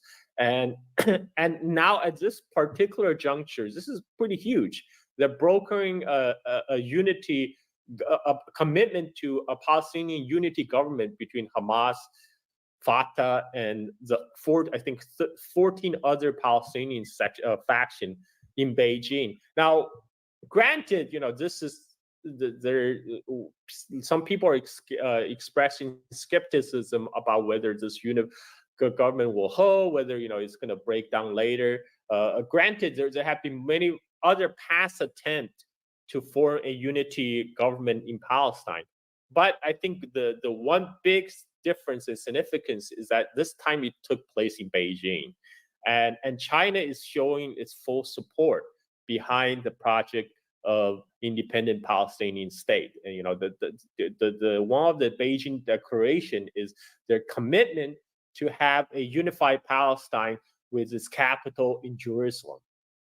And this is again China, right, coming on the heel of Saudi-Iran deal. China has shown itself can be a honest broker of peace. This is totally opposite what United States is doing. U.S. is a destabilizing factor in the Middle East. It's by its full-throated support of Israel, and this is why I think this caught a lot of people by surprise. But China is now adopting a more assertive more active foreign policy. So for the period between Mao's death up to like Xi Jinping. There was a period where China just tried to concentrate on its internal development, it's trying to have good relationship with everybody, including United States and its Western vassal states.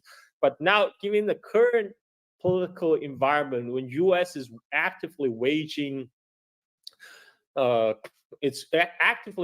proxy war against Russia in Ukraine, and it's waging an economic war against China by slapping sanctions, there's no reason for China to hold back anymore. And I think that's a big tectonic shift. This is I'm really encouraged by what I see, and I like to see more of it. Ukraine, by the way, Ukrainian officials are right now also in China, and they just issue a statement that welcome China's role as a positive and constructive a peace mediator. This is right after Blinken and Jake Sullivan issue a statement accusing China of being an active partner of Russia, right? And then you have Ukrainians themselves going to China and saying, "Oh, we really appreciate what China has done." So this contrasts sharply with what U.S. is doing. U.S. is just trying to stir up shit everywhere. And I think that's something that the multipolar world is already here, folks. U.S. is hell-bent on destroying all these international forums and the international institutions, including the UN, while China is now quietly building out the replacement. So this is what's happening. Yeah, that was such a great analysis, Carl. Such a great analysis. We're going to begin to wrap up soon, but I want to add what you just, because I was going to show this. I'm interested in hearing more of your thoughts, because it's funny how, and this is why I'm impressed by China. I just say that. They're not my government. I can say I'm impressed by them because they got good foreign policy.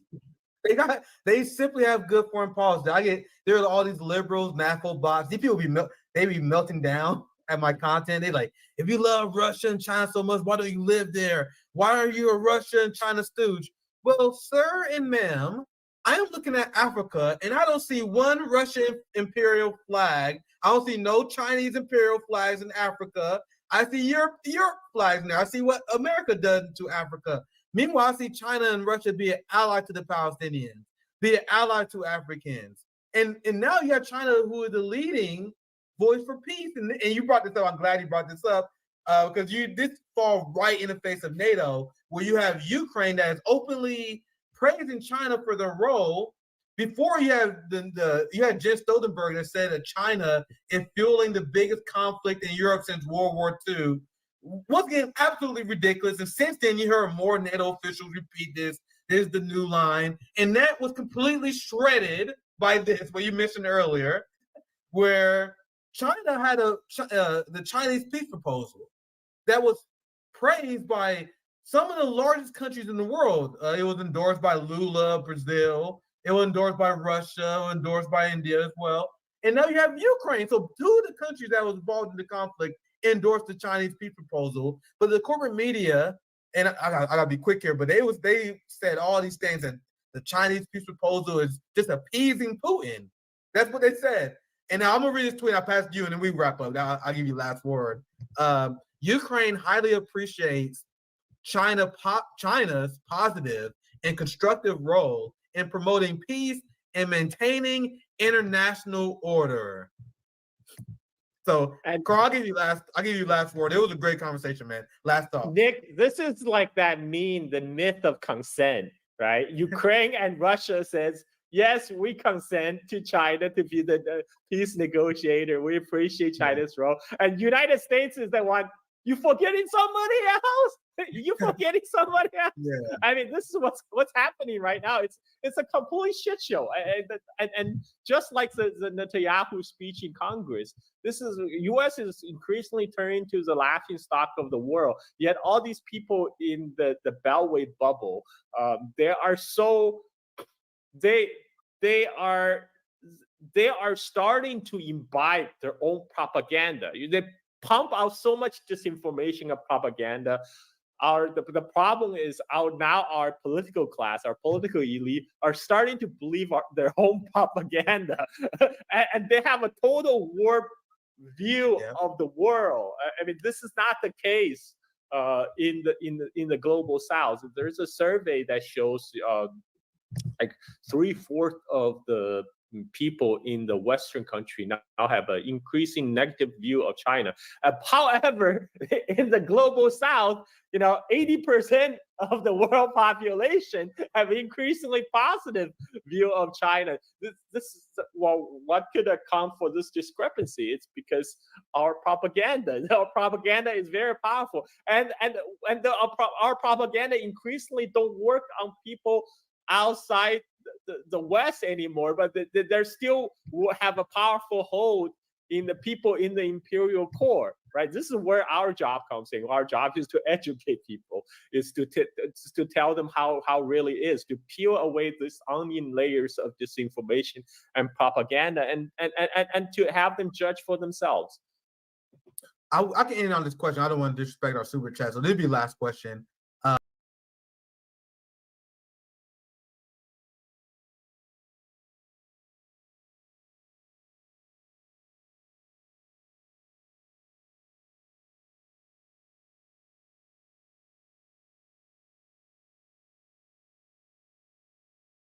The US Treasury Secretary's biggest fear of de-dollarization, right?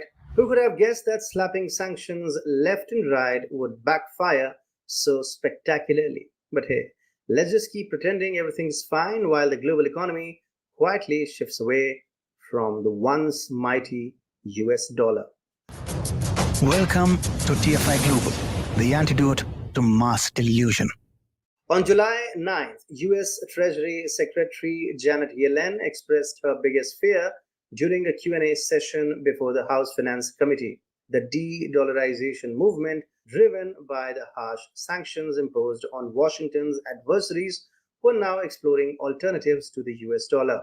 Hong Kong-based analyst William Pesek of Asia Times underscored Yellen's significant admission, emphasizing how this fear marks a stark departure from her previous confidence. A little over 2 years ago, Yellen confidently claimed, quote, "I don't think the dollar has any serious competition, and it's not likely to for a long time," end of quote. Back in March 2022, with Russia's demilitarization of Ukraine barely a month old, Under-Secretary of State Victoria Nuland, also called Jabba the Hutt sometimes, who has since been dismissed for her ineffectiveness, was optimistic that sanctions would cripple Moscow's economy. Fast forward to now. The World Bank has classified Russia as a high-income country, highlighting the failure of the sanctions. Pesek identifies two key factors accelerating de-dollarization in Washington: the ballooning US national debt nearing $35 trillion, and the dynamics of the US election cycle. These factors were already in play even before the botched assassination attempt on candidate Donald Trump and Biden's recent announcement that he will not run in the November election. It might seem contradictory that de-dollarization is a concern when the dollar has risen by 13% against the Japanese yen and over 10% against the euro this year. However, the real issue lies in the dollar's status as a global reserve currency. Analysts argue that the dollar's strength stems from its hegemonic bond, which constituted 9.36% of global GDP 11 years ago. With the International Monetary Fund estimating global GDP to reach nearly $110 trillion this year, the economic landscape has evolved significantly. Despite the substantial global economy, Western analysts continue to extol the dollar while downplaying other currencies. Institutions like the Geopolitical Center of the Atlantic Council praise the robust US economy, but often overlook the fact that its growth is heavily fueled by the military-industrial complex contribution to domestic GDP, notably through conflicts in Ukraine and Gaza. Despite Washington's efforts to maintain the dollar's dominance, countries like India and Russia are forging ahead with alternative systems. During Prime Minister Modi's visit to Moscow on July 8th to 9th, The two nations agreed to bolster a bilateral settlement system using their national currencies. Since 2023, payments between India and Russia in their respective currencies have doubled, with Sberbank handling most transactions for Indian exports to Russia. This trend is likely to strengthen following Modi's visit, particularly as Indian economists and businessmen in Russia look to fill the void left by Western companies' exits. India's exports to Russia surged by 59% between the financial year 2021 and 2024, while imports skyrocketed by about 8,300%, primarily due to India's procurement of discounted Russian crude oil. Although this trade deficit has grown to $57.2 billion from $2.8 billion pre-war, the Global Trade Research Initiative points out that this increase is driven by favorable trade terms and Moscow's need for new markets amidst Western sanctions. In their 81-point joint statement following the 22nd India-Russia Annual Summit, the leaders set an ambitious bilateral trade target of $100 billion by 2030. While New Delhi isn't deliberately trying to antagonize Washington by enhancing trade relations with Russia, Indian policymakers will not shy away from pursuing their nation's best interests, such as securing cheap Russian energy regardless of US interests in Ukraine. By cutting Russia off from the SWIFT system and imposing sanctions, the US has ironically accelerated the de-dollarization process instead of preserving its financial dominance, as many serious analysts have warned for years.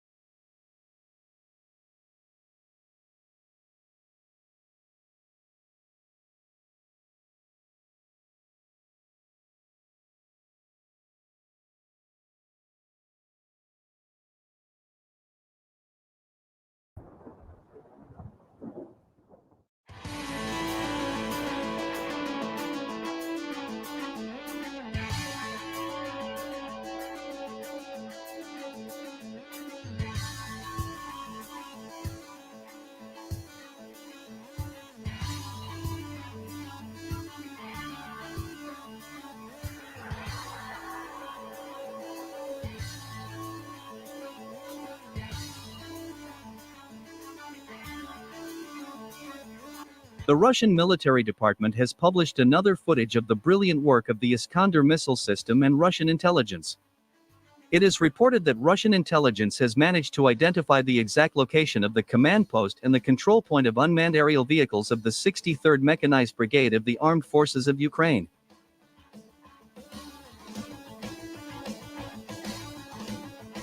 As it turned out, this classified military object of the Ukrainian army was located in the northwestern part of the city of Krasny Liman. In the presented footage, you can see how the Russian Iskander ballistic missile strikes an enemy object with surgical precision, in which Ukrainian militants have placed a command post and a control point of FPV drones.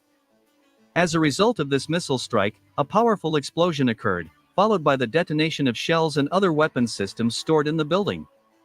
According to the Russian military department, this missile strike completely disrupted the vital activity of the 63rd Mechanized Brigade of the Armed Forces of Ukraine in the Krasny Liman direction of the front.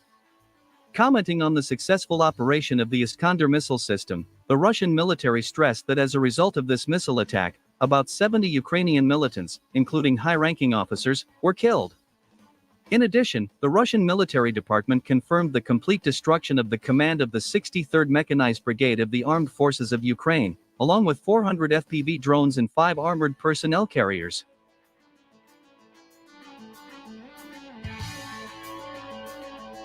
My friends, this missile strike has caused significant damage to the Ukrainian army, especially given the fact that the armed forces of Ukraine are experiencing a high shortage of officers and soldiers.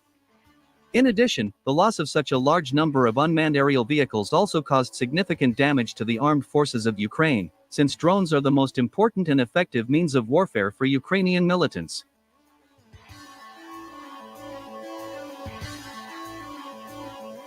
At the same time, it is also worth noting that over the past 30 days, the Russian army has been extremely actively and effectively using its Iskander missile systems, destroying enemy targets behind enemy lines, Almost every day, the Russian military department declares the destruction of the military facilities of the Ukrainian army and NATO forces. All this indicates that Russian intelligence greatly strengthened its activities on the territory of Ukraine, identifying even the most classified and well-camouflaged enemy military facilities.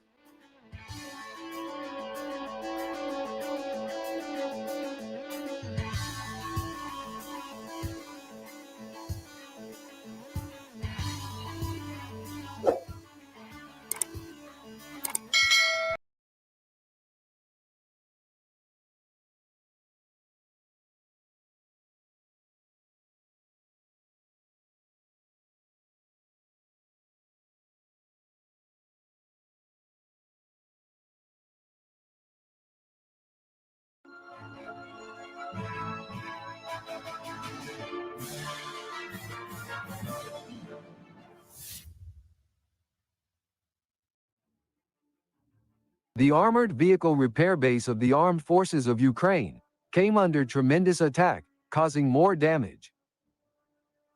The Russian Defense Ministry published footage on July 25, 2024, showing Russian reconnaissance drones patrolling the skies 24 hours a day. Seeing everything, Ukraine decided to gather more tanks there for repair work, west of the city of Kharkiv. This is where the Ukrainian forces parked dozens of tanks, Bradley and other vehicles, in the open air at the facility with varying degrees of serviceability. The base operates about 20 to 30 kilometers from the front line, and it seems that they have difficulty carrying out the restoration of such equipment elsewhere.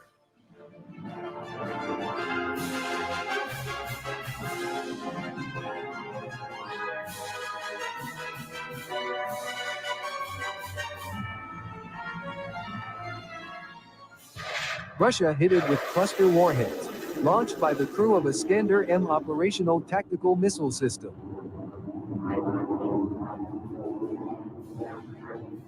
The group strike destroyed 2 workshops of the repair plant and burned a row of parked armored vehicles and enemy objects on a large scale.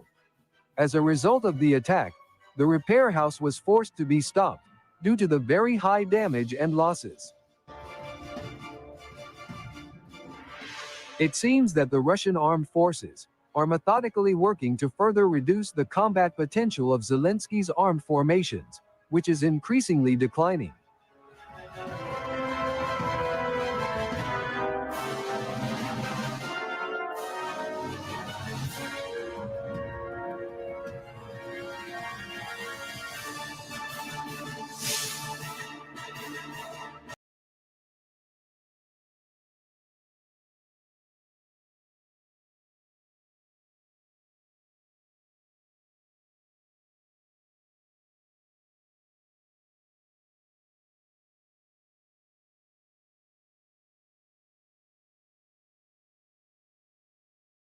Countries, Yemen and Russia, because that's what's at the heart of it. But this is more about the strategic calculations, the military dimensions, even the global aspects of it. So how a simple act could change the direction of the global order, believe it or not. And but first, let me say hi. I always like to say hi to the community before I move an inch, you know. And yesterday, very, very insightful. I look forward to having him again. Also, remember to join me on the 27th. Their opinion, express their comments, and they have the right to do so. So I'm saying it politely. If YouTube, you guys are listening to me here, please allow the subscription of my viewers to stay, and no need to delete their comments. It is greatly appreciated, and it's the right thing to do. So thank you for bringing this up, and please make sure, guys, to check on your subscription to the channel here. So, all right, there is one particular aspect here, very, very important developments, and I'm going to start with that first before I'll delve into this topic. And I'm going to just show you a picture here. So what are you looking at? You're looking at the Chinese Mr. Wang Yi, between this is the negotiations that brokered the deal. China, once again, brokered the deal between the 2 main factions inside Palestine. You're talking about Hamas and you're talking about Fatah, the Fatah, that's to those who speak Arabic. Those are the two rivals inside Palestine. So which is a big deal. It is big deal if you only understand the dynamics of the Palestinian politics. I'm not going to get into all this. I'd be happy to do a live stream for you about it. We'll talk about it later. But for now, suffice it to say that is China once again is able to broker a deal on something that is so complex where the US failed. Big deal, I'll say. So, all right, let's get into our topic here. And we're going to be talking about now, there are two moving parts to this. One of them has to do with the recent attacks inside Tel Aviv, which is a big deal. So, and I'll tell you why and share with you all this. Second part of the same conversation, but not from that angle, is whether the Russians are going to move forward with arming the groups in Yemen, which to me, it's a foregone conclusion, given where the information is coming from. Now, there are those who do not know that the statement was stated by the Russian president during the St. Petersburg Economic Summit. Okay? Second thing, it was the confirmation yesterday, which I will provide you the link, from the US intelligence community's assessment. As a matter of fact, there is a high-ranking US general now asking Russia not to do it. What the heck makes this general thinking that the Russians are going to say, yes, sir, we will not do it? After all, what we are doing against the Russians? It's just common sense, but also it's the stupidity of our military leaders or the politicians for that matter. That just doesn't make any sense. And this is why, guys, we need to think about the key questions. And I'm going to share them with you here because this is something that very, very, very interesting as far as the development of it. And again, I had a chance to spend time in Yemen, but also wrote a book about Russia and understand these dynamics, even in the book. And I'll share with you an excerpt from the book. So, but let's ask the questions first. And the questions are as follows, because here on YouTube, you only allow 200 characters. So those are not all the questions that I have. And I kept a copy here. So first question is, how concerned is the US? It is very concerned. Very. Despite what you hear, oh, we don't worry about the Russians giving the H group in Yemen the advanced missile. No, we are. Second question, are the US, Israel, and UK trapped in an unwinnable war or conflict? Third question, are the recent attacks on Tel Aviv signal a shift into the conflict? Fourth question, are Israeli targets now exposed? And the last question, which I need you guys to pay close attention to this. I am not going to give too much, but I wanted to really push your thinking. Is history coming full circle? So just try to think in the past and you link it to what's going on. I'm not going to answer this question for you because I want you to reach that conclusion, and I know you can. Okay?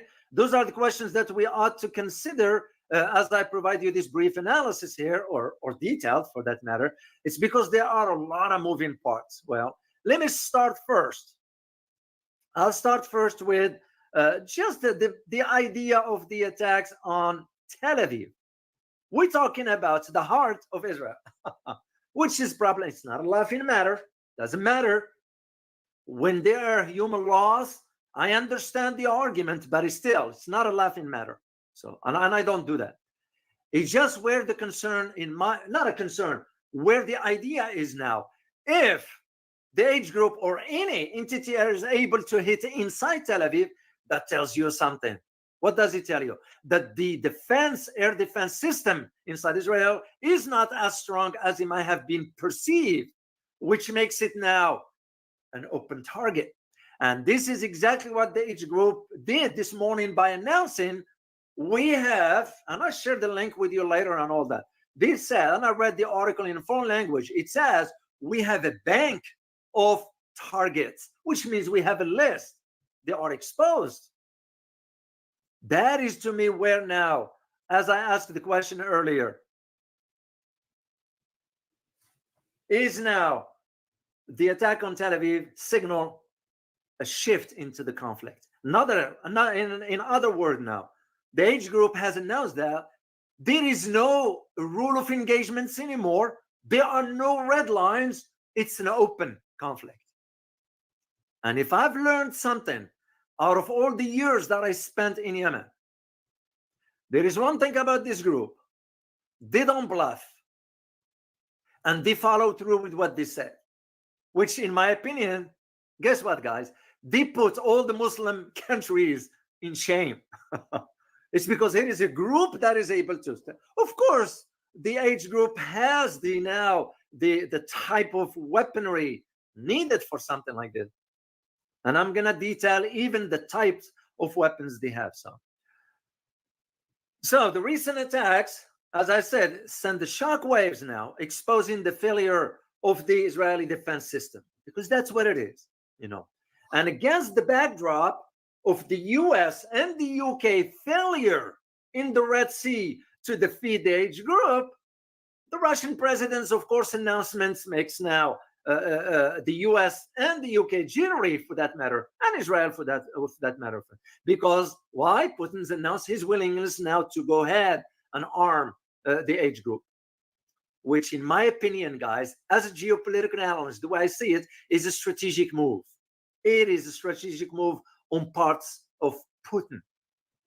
So the only thing that is worth, it's not the only thing, one of the key things we need to really keep an eye on is now how the strategic calculations now is going to change for all concerned in the region, for everyone in the region, including the Saudis. Do you guys know that the Saudis now reached out to age group right away by saying we have nothing to do with what Israel just did in the Hodeidah port, because Israel went ahead and bombed one aspect of the Hodeidah port. So the Saudis are concerned. Saudis are playing both sides, by the way. Makes you wonder, how did the Israeli plane get to Hodeidah? They had to go through the Saudi airspace, which means what? You don't have to be a genius to figure this out. It's simple. You allow the access to your airspace. The same thing Jordan does. This is why Arabs or those Muslim countries, they talk more than they act. This is why the H group put the entire Muslim world to shame. And I'll say it. I don't shy away from it. So, and this is where you have to think about. Let me first of all share a map with you, because you need to see where the locations are. You need to see the distance between where Yemen is and Israel, which is about 1,295 miles. This is one of it is the map here. And the idea that the group in Yemen was able to send the drone all the way there to Tel Aviv tells you the story about maybe the air defenses in Israel is not as hyped as they might have you believe. Okay, this is one here, and I have another one. If I can pull it up right here. This is a map right here. This is the Bab al-Mandab right here in this area. This is Sana'a, the capital. The Houthi rebels are right, a group that is in the north, and Israel is right here. So there's Jerusalem here, and of course the Tel Aviv and all that is that. So this is the distance we're talking about here. It's just to put things in perspective for you, because you need to understand geographically speaking. Well, here is the thing. The bulk of the H group arsenal, you know, it's made up of different types. I got a list for you guys with the pictures here. I'm going to share it with you and provide you the translation, because it is written in Arabic language. To those who speak Arabic, you will be able to read. This is it says جانب من ترسانة الحوثيين من الصواريخ المضادة للسفن. This basically a partial weaponry or missiles, anti-ship missiles that the H group possess. So let me provide you the as you look at that picture. The second and third picture, it's called what does it called? Let me hold on. Let me get this one here for you, so this way you guys can see it. because it's very, very interesting to understand those dynamics. Why?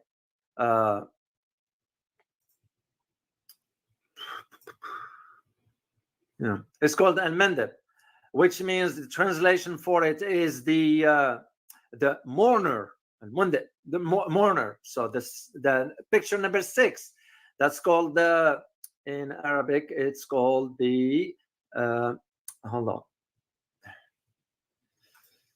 because I have the link for you guys here anyway, so you could take a look at this later on and you can read it yourself. All right, I'm trying to get to the original article, which is written in foreign language. So the first one you're looking at is Rubij, which is a Russian defense missile system. This one has about 360 kilometers. Okay. Second one is al-mandab or al-mundib. Al-mundib means, which translates to the word of the mourner. This type of missile is about 40 kilometers. Okay. The second one and third one also, this is about 300 kilometers. Now, here is the interesting thing about the mourner. This one is, believe it or not, is a Chinese-made missile, an old type. I looked at the record for all this and I found out. So it's the same thing. Saudis have some Chinese type of missiles that the Saudis bought from China without the knowledge of the US. No. Number 4, you're looking at a missile called Sayyad, which means hunter. This one is about 800 kilometers and it has the Iranian technology in it. Number 5 is about also 800 kilometer range, and it's called Quds, which is Jerusalem, that is. Number 6 is called Sajil, which is about 150 kilometers.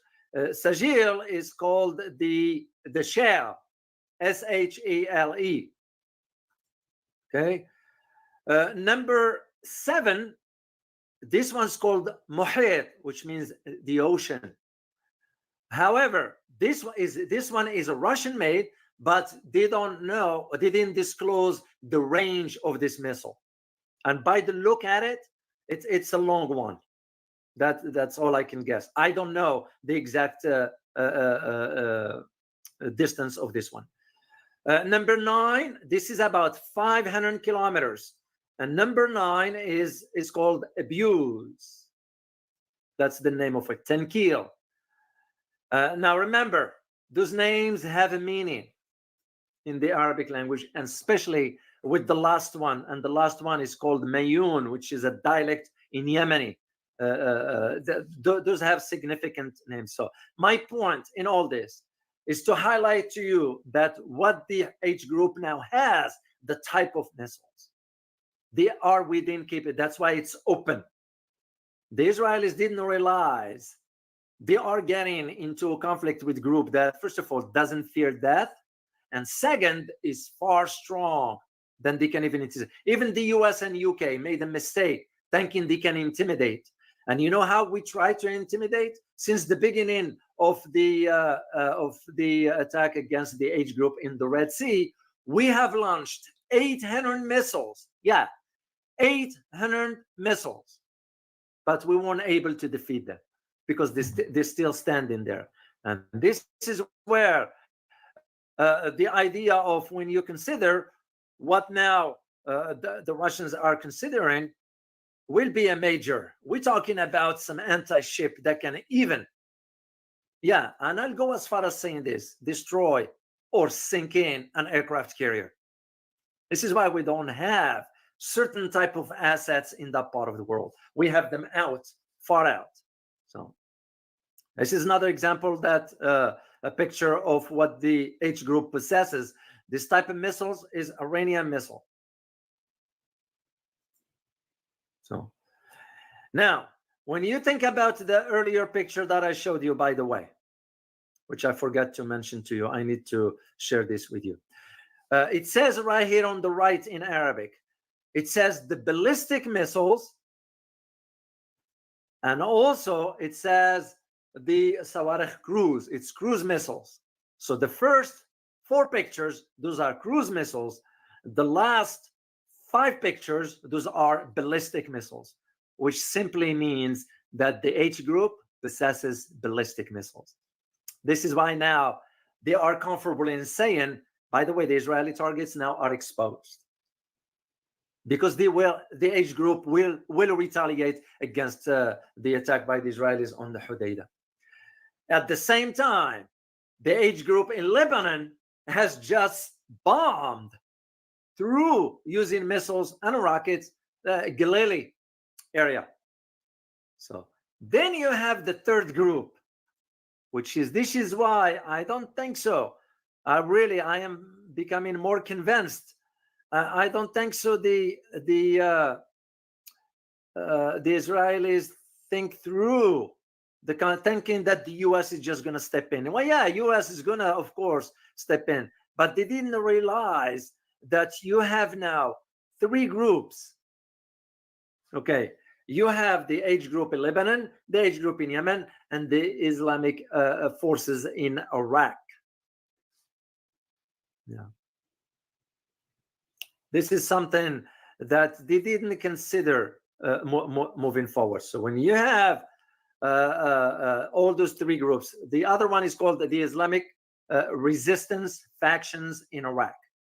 You got now 3 groups: H group in Lebanon, H group in Yemen, and the Islamic resistance faction in Iraq. All of them will be attacking Israel from different angles. So it's problematic now. So when you add now the Russian announcements that they're gonna be arming, remember, in this kind of, just to give you an idea, guys, the wording of all this, Russia is not gonna come forward and say, we have provided the H group this type of weapons. Of course, it doesn't work that way.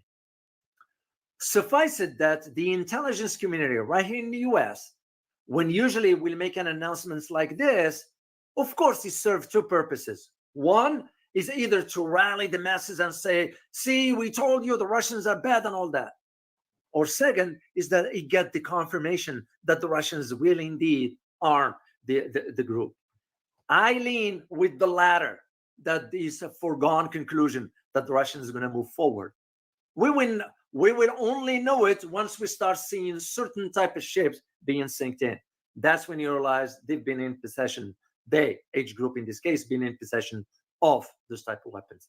And remember, some members of the H group have been spotted in Moscow in the last 3 weeks. They're not going for tourism. They are going there to address these issues as possible. I had a chance to read up an analysis by a retired brigadier general inside the region.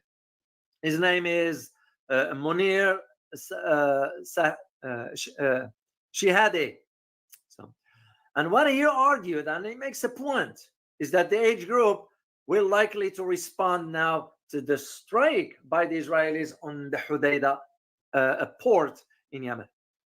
Just to show you where that port is, by the way, guys, I don't know if I have it. Yeah, I'll share this picture. The port of the Hudaydah is in this area here on the left of Sana'a, right here. This is Aden, and the Hudaydah will be in that area.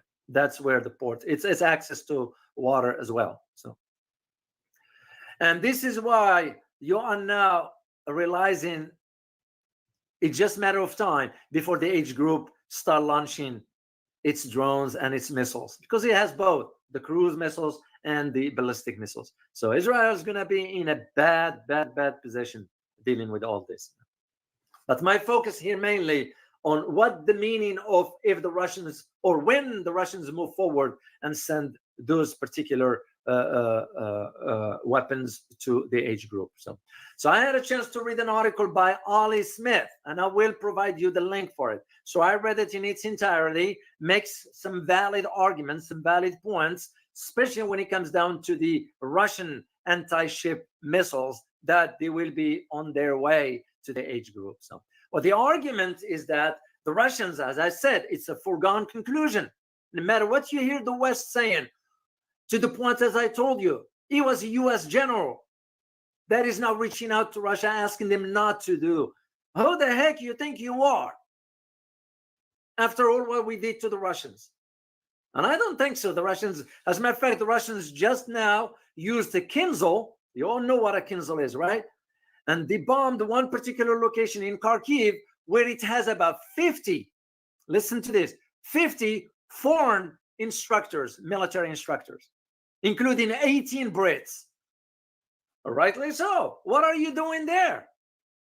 I remember when I went to the Ukraine, and on my way, and I ran to a British guy. I knew he was an SAS, and we just chatted briefly, and you kind of know the lingo, the language. And I was like, "What are you doing here, man?"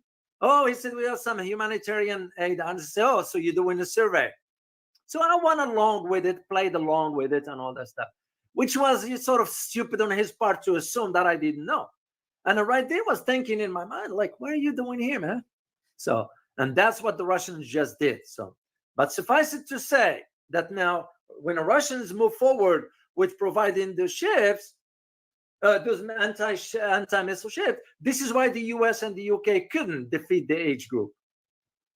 So, because remember, the H group is already backed by Iran, which is not a secret. Yeah, it's not a secret. It never was a secret to begin with. And now both the US and the UK ships are targeted. We couldn't defeat them. And we won't be able to defeat them. I am telling you here from my experience, being on the ground and so with my own eyes, is the same argument I've made in Afghanistan. The H group is far worse than the other group in Afghanistan, as far as how fierce they are. They're fighters. Death doesn't scare them. They don't fear death. So, because here's the thing, what the media is not disclosing openly is that more than 30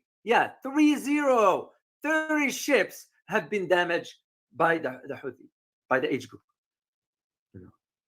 So 2 of them were sunk. And this is why I'm saying, from the Russian perspective, this could be a strategic move, really strategic move. It just is a tactic.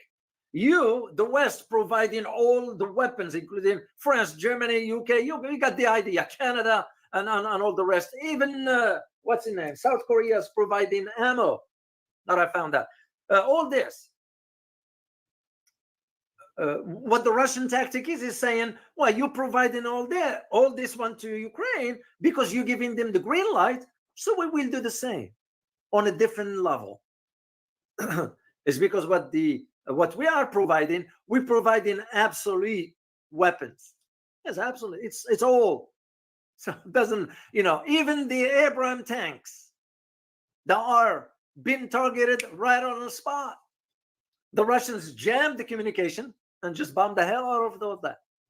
So the weapons we have is not holding up. So, and this is why when the West is saying to Ukraine, we give you the green light to attack inside Russia, what do you expect?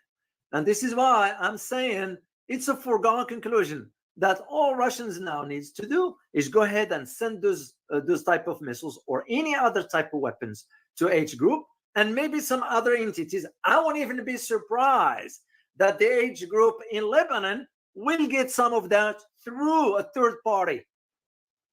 So this is what I see moving forward. And that in itself, like I asked the question, is going to change the dynamics of the conflicts in the region. First of all, it will widen it. The second thing is going to keep the US and Israel and the UK entangled. Germany it's useless. France is useless. The rest of NATO is useless anyway. Take Hungary out of that picture. The rest of them is just there's no explanation for it. But this is what I see moving forward, and the US will regret.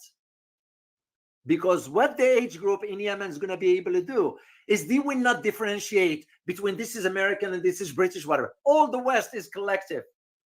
If you are in that part of the world, you're going to be hit. Straightforward. And this is why now the U.S. intelligence community officially revealed this statements, and also the American embassy in Moscow confirmed the presence of the H group members in Moscow. I kind of knew about it back then, but I didn't want to even talk about this topic at that time because I was making sure the information is accurate before I'll come on the air and share this with you. So, and this is when I see now, moving forward with these decisions of the Russians, it will significantly now put not only the H group in direct confrontation with the West, but also Russia from behind the scenes. So, and this is where I asked you that question earlier. You all remember, right? What was the question? Is history coming full circle? What did I mean by that? Can anybody put one word you will know? You've been around now long enough to know. And just think. I really want to test your knowledge in this. And allow me, if that's okay with you. You know, when I said, is history coming full circle? What was I referring to? Just one country. You need to mention one country. One country, and I know you understood what I'm referring to here. Because I know you do. I know you know. There is no way you will not be able to know this one here. I'm scrolling through the chat box, guys, here to see your answer. Because very, very, very important. Cuba, no. Vietnam, no. Germany, no. Iraq, no. Japan, no. No. Remember, the question pertained to Russia. That's what we're talking about. But it's not Russia. It's a particular country where this came, as I said, history came in full circle. We did the same in reverse. I know you know it. I know you know it. And I just want to, no, not Ukraine, not Iran, North Yemen. No. I know one of you is going to get it. Oh, whoa. Got it right here. Afghanistan. What am I referring to here? I am referring to when we armed the Mujahideen back then. The same setup Russia is doing now. That's why I said history came in a full circle. And the way the Russians find out is when their helicopters just to be shut down by the shoulder missile, anti-aircraft shoulder missiles that we provided, Stingers. Is the same argument. That's what I'm saying. Just pay close attention. History came in a full circle. Now is the Russians' turn. They're going to be providing. This is why in setting like this, you as a country never disclose, I'm going to be providing this or provide. No. It doesn't work that way. You let the results, when you start seeing the ships sinking, when you start saying even helicopters, being taken down, that's when you realize there is something else going on. That's exactly what the Russians are doing. So I knew one of them would know. It's because this is part of how it works. And that shows how ill-conceived our foreign policy moving forward. Because we got amateurs in Washington not thinking in the long term. I mean, you think about it, guys. If we couldn't defeat the H group, how can we take on China? How can we take on Russia, North Korea, Iran, you name it? Even, listen to this, guys. Even now, Marcos of Philippines is now wanting to have diplomacy with the Chinese. It's too late. It's because maybe he came to his senses that if a military conflict breaks out, Philippines is going to be going down first. But it's too late for that. It's too late. No. My point is just to highlight to you, with the move of the Russians in this fashion, it shows you that this is what I call a strategic move. In geopolitics, This is the smartest thing you can do. And that shows you how thoughtful a leader can be when he or she thinks in these terms. Russia is not coming and confronting the US directly. No. They'll state the statements, which what the Russian president did, but there are other means. The same way we did it back in the 80s when we decided, along with the Saudis, by the way, and I wrote the book about Saudi Arabia and I detail all this. It was the Saudi funding. We only provided weapon and training, but the Saudis funded this. Saudis had their own calculations. This is why I'm saying Saudis are playing both sides here. That's why they went ahead and reached out to the age group immediately, because even the Saudis couldn't defeat. Saudis brought in the Arab coalition that included Jordan, Morocco. I remember we drew its forces later on because they realized it's a lose battle to begin with. And even with all that, the support of the West, because it was the US that was providing intelligent targets to the Saudis. Even some flights, the Saudis won't fly in. We were. And remember, I was inside there. I kind of aware of what was going on. And we couldn't defeat them. So now, things get into a different setting with what the age group is going to be doing. Like I said, the targets inside Israel now are exposed, because this really, the attack in Tel Aviv, exposed. You're talking about the heart of Tel Aviv. I am not surprised, because I argued this about 5 or 6 years ago. Should ever Israel decide to attack Iran or some other of its affiliates, you're going to be seeing a shower of missiles and drones and rockets on certain locations in Israel. And that's exactly what is happening. So once you start seeing images of ships being sinked or targets inside the, this is an example of a long-range ballistic missile. This one belongs to the H group in Yemen. Yeah. So it's called Burkan 3. Burkan, it's Arabic for what you call volcano. So I want to show you also another type of former Soviet Union missiles that the H group possesses. This is the NK-52. To those who are familiar a little bit with the weapons or whatever. So, and this is the Zupij. I'm sure I'm not pronouncing it correctly. The Russians one. Those are Russian made. This is a naval. Another word, the equivalency of a torpedo. That's what it is. Zupij.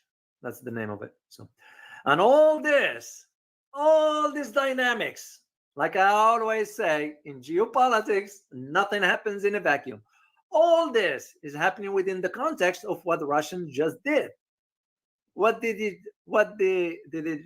just did recently. I couldn't talk.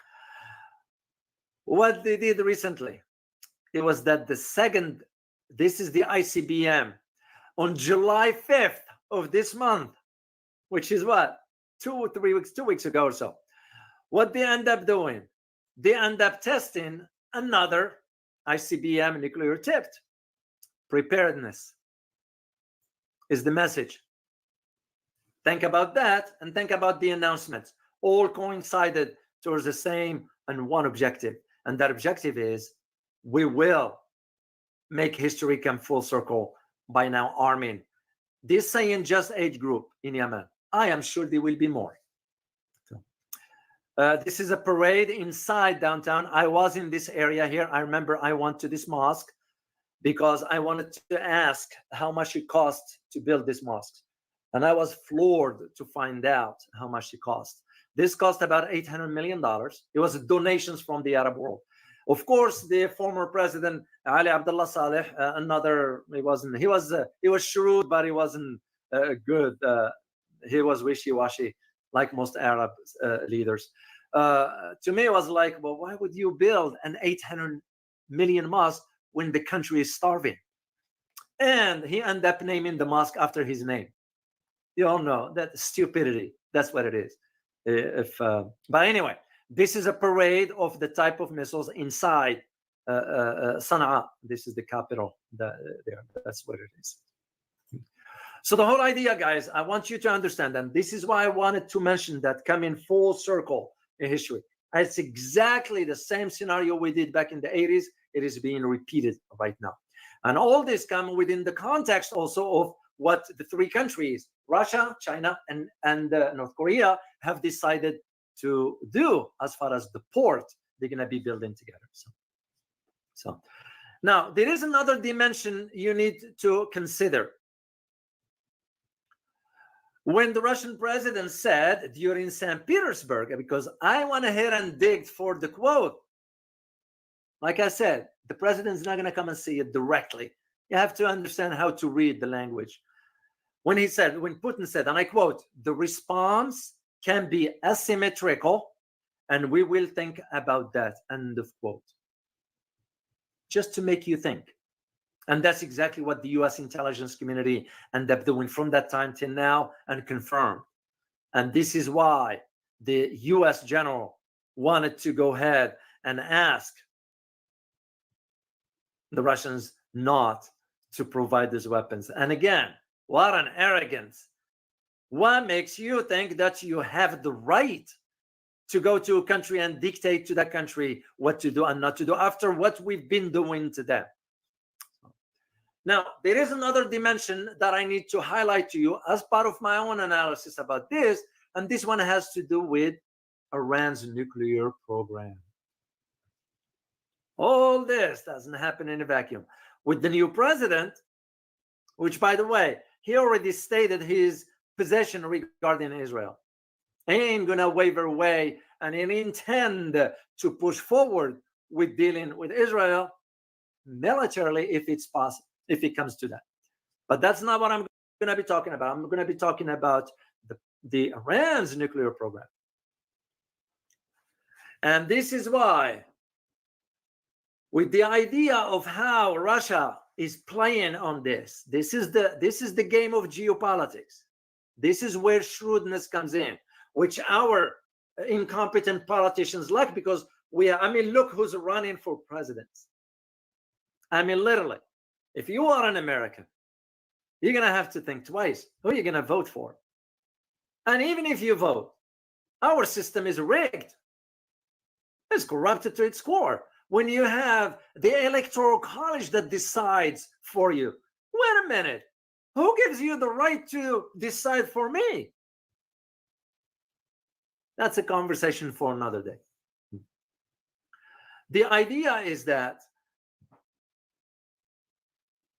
Russia has already spooked the American officials now. Why?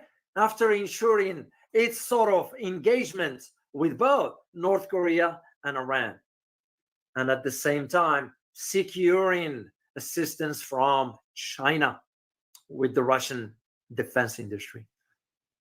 It's all about strategic moves. You all remember the saying, the geopolitical chessboard. Well, the Russians tends to be good at that. They're good at chess game. And this is why, by the time the age group in Yemen receives those weapons, it's going to wreak havoc, not only against the UK, against the US, but also against Israel as well. Mark my word on it. I don't see any other way. It's because the age group, knowing what I know, they're not going to be thinking twice. They said what they're going to do. And like I said again, put the Muslim world to shame. The Arab leaders, what leaders are they? So shame on them. Yeah. And this is why by the time the age group received those advanced anti-ship missiles, it's going to put them in a different position altogether.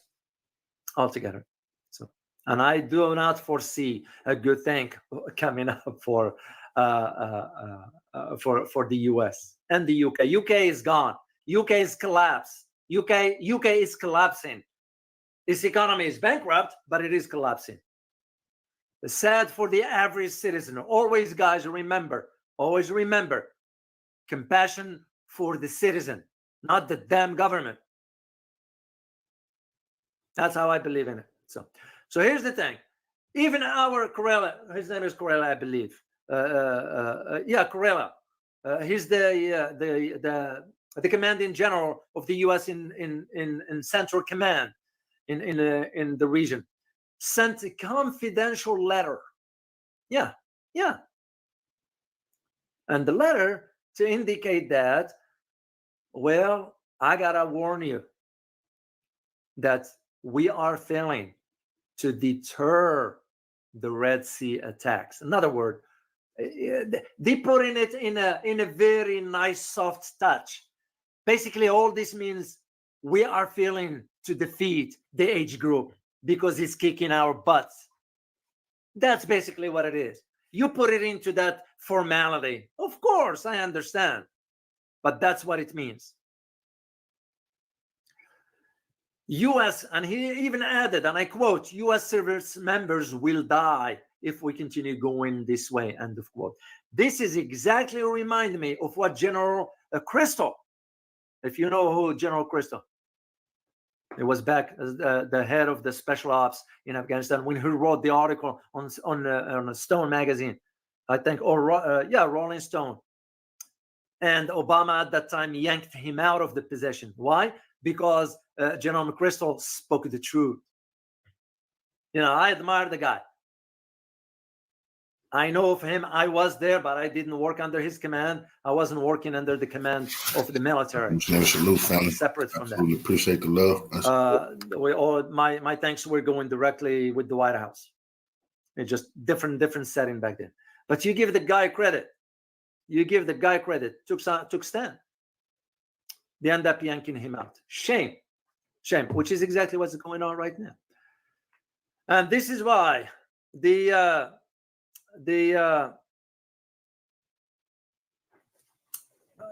go back to the attack on Tel Aviv, because they all parallel, you know, it highlights now the weakness of the Israeli defense system.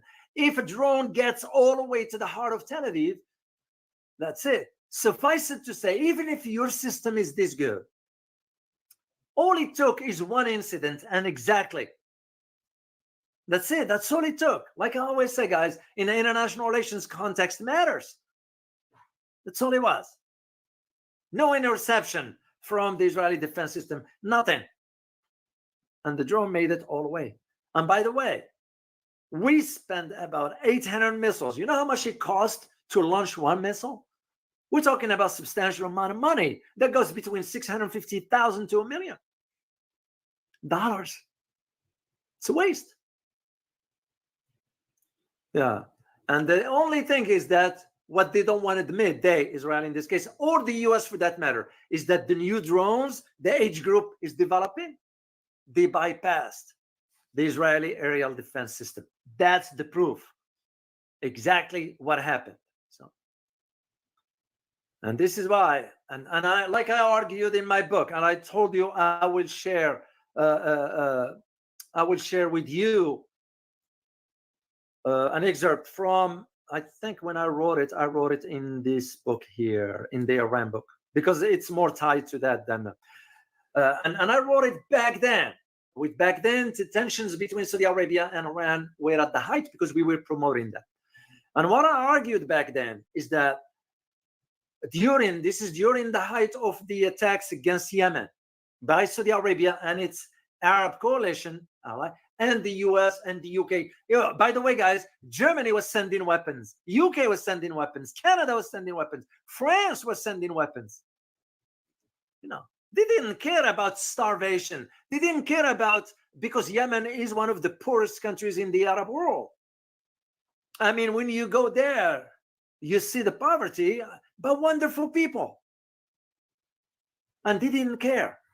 You bomb them, you drop the bombs on innocent civilians. They have nothing to do with the conflict. And that's abhorrent. And it was during, by the way, this was before 2014. That was even during the Obama time, which is shame. So here's what I wrote. Iran could have listen carefully, guys. Iran could have intervened militarily in Yemen when the H group, a Shia rebel, came under attack. Yet, Iran understood early on that it was in its interest not to send ground troops, but to provide military, financial, and logistical support to the H group. The conflict reflects a regional struggle between Sunnis at that time, leading by Saudi Arabia, and the Shiite led by Iran. Saudi Arabia has been leading a Sunni Arab coalition against the H group, supported by Iran. The objective is to restore, back then, to restore to power the Saudi-backed Yemeni president, Abdurrabbu Mansour Hadi, which was a puppet by the Saudis. To its detriment, the Saudis have been unable to defeat the H group. Similarly, the ongoing sectarian violence in Iraq at that time suggests that it is unlikely that the Sunni will ever gain again power against the land between the Tigris and the Euphrates. This is where the difference is. And I'm gonna put a link for you guys. Even an article that I wrote back in 2015 on April 7, I argue back then that the United States must be very careful how it formulates its foreign policy when it comes to involving not only these two countries, meaning Saudi Arabia and Iran, but also the greater Middle East. This region is a powder gig, and is no place for reckless, chest-thumping American politicians on the left and the right to be tossing politically lit matches. Yeah, they have no right of doing that. Here is the link to the article, guys, if you ever wanted to read it. And I will highly recommend it, so I'm going to put it for you here. When I used to write for the Huffington Post.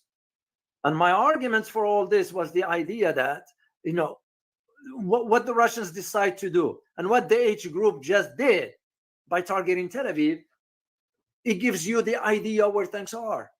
I usually don't talk much about the H group and you know, I'm aware of some other places they addressing this, but it's because there is it's so complex.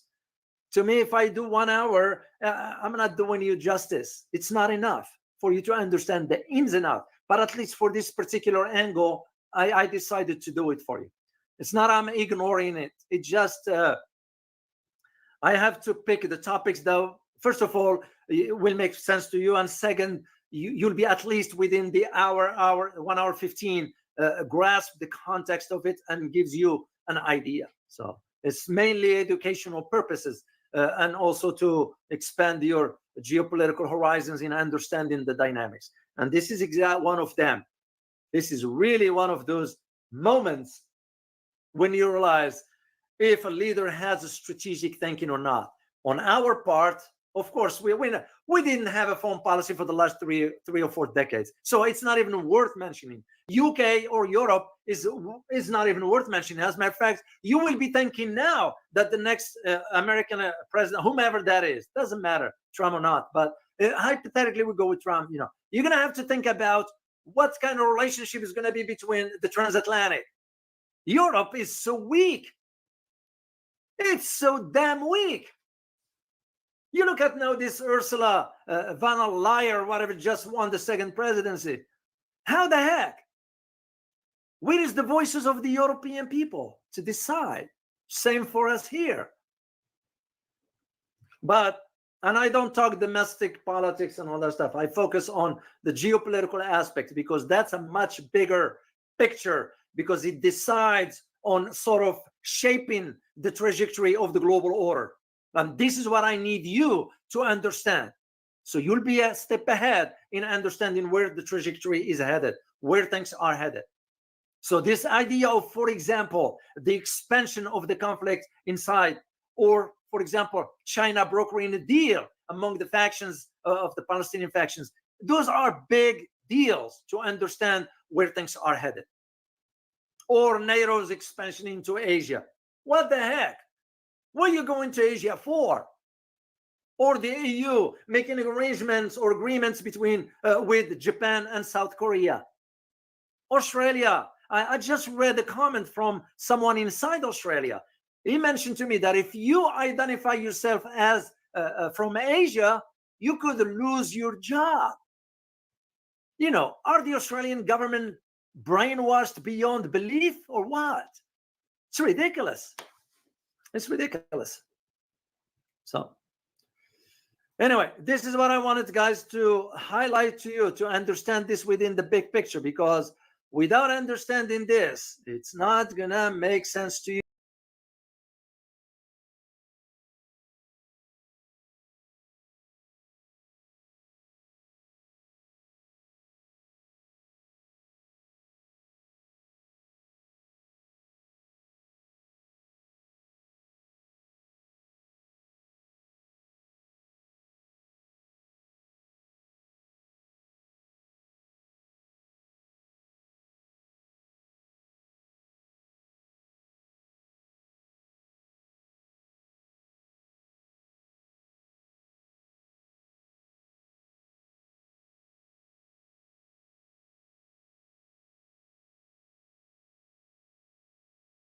Well, House Speaker Mike Johnson says that he will arrest any lawmakers who disrupt Israeli Prime Minister Benjamin Netanyahu's address to Congress, which happens this week on Wednesday.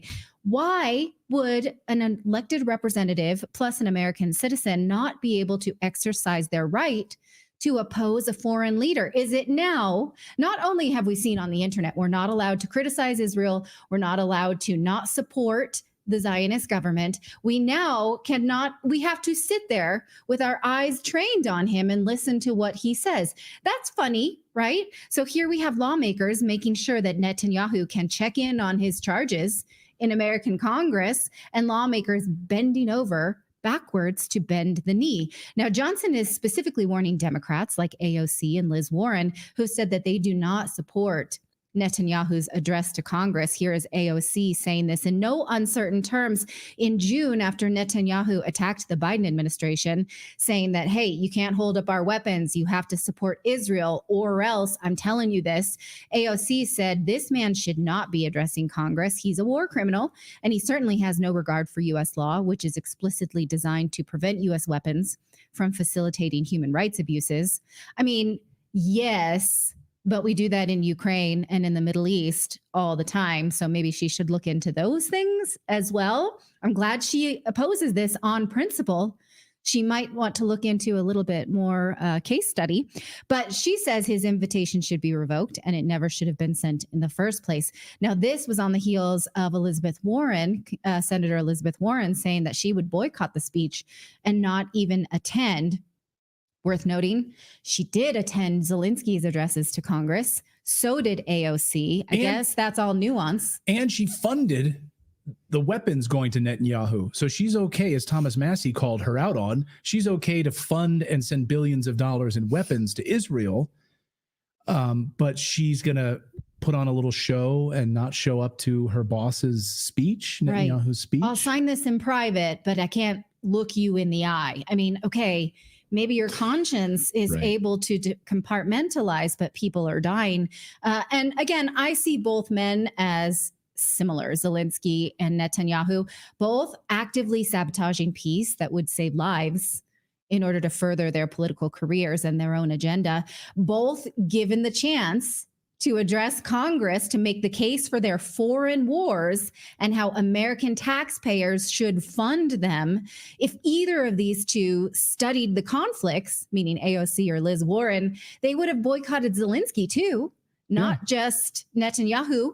But okay, now the White House, this is kind of comical, but not, says they're pretty sure that Prime Minister Netanyahu will not attack President Biden when he comes to Congress this week. Look at this Politico headline. They expect him to play nice. Okay, here's what Jake Sullivan said, White House spokesperson, said, our expectation is that his speech will be one that doesn't look like 2015 when he last addressed Congress. It looks like what it should in the circumstances of today, and that is how the U.S. and Israel are trying together to face down the terrorist threat, to coordinate together on the regional challenges that both our countries are facing.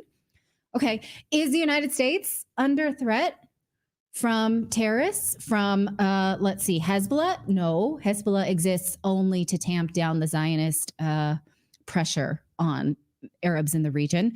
From the Houthis? Well, only because we get ourselves involved. So, okay, but we're pretending that's a threat on us. Interesting. And Sullivan here, the quote says, whether that happens or not, I'll stay tuned. So you don't know exactly what he's going to say to us. You don't know why. We just know that when he says he wants to talk to Congress, he gets to. That's weird, right? Shouldn't we at least have a shared agenda? At least when Zelensky comes, we know he's coming to sell us the war in Ukraine. And we want that, and we want you to want that. Here he's saying, I'll stay tuned, basically clenching his butt cheeks that we don't get embarrassed by this warmonger. Okay, later he says, but we think that he's on board with our peace plan. This quote from Sullivan, we're not going to rest until we have this thing in place, and sooner rather than later. What he's saying is that he wants a ceasefire. The United States wants that, or at least they say they do. They pretend to. Netanyahu does not. He does not want that, and if he neither gets a does ceasefire, he gets thrown out of office. I mean, all you need to do is look at the tens of thousands of Israelis protesting his ouster, and they don't want him in Israel. Right. So they do not want him, and the Western media will not show you those videos and those pictures, of course. Right, but he has signaled for near on 40 years that what he wants is full control of that territory and full control of Gaza, the West Bank, and other Palestinian locations. Netanyahu has repeatedly said that at the very least, Israel will control Gaza, and that they want to decrease the population there from 2 million Arabs to 200,000. In fact, in December, Israeli outlets outright said that Netanyahu, what he wants is to work with the U.S. to lure the Arab population out of Gaza and into refugee settlements in Egypt, Iraq, Yemen, and Turkey. So is this possibly what he's going to make the case to us? Is that, hey, I know you care about civilians, specifically of Arab descent. So let's just put them somewhere. You guys, let's just build them some camps. And then, everybody wins. We get Gaza. They go somewhere else. You feel good about yourselves. That's what he's saying. Last week, Netanyahu actually went to Gaza himself in southern Rafah. Here's some images of that. So does this look like a guy who wants to leave the region, who wants a withdrawal of Israeli troops? Because the U.S. peace plan says that Israel has to leave Gaza altogether. But yet now their leader is visiting this region. It does not look to me like he has any intentions of standing down. So why are U.S. lawmakers welcoming him in when he is sabotaging a peace plan that they say that they want? Clearly, it seems to me they're scared of him and standing up to him, but they want to pretend that they have some control. They don't. Now, House Speaker Johnson assured a Jewish advocacy group over the weekend that he'd keep the natives in check for Netanyahu's visit. Here's what he said to the Republican National Convention, or to the Republican Jewish Coalition. I want you to know there's a number of Democrats in the House who've said they're going to boycott the event, and then there are others who are going to protest. Listen, we're going to have some extra sergeants at arms on the floor, and if anyone gets it out of hand, the Speaker of the House will bang the gavel. We're going to arrest people if we have to do it. We're going to get the message out. We're going to arrest members of Congress who speak out against a foreign warmonger speaking in front of Congress. I mean, literally. So you could have there's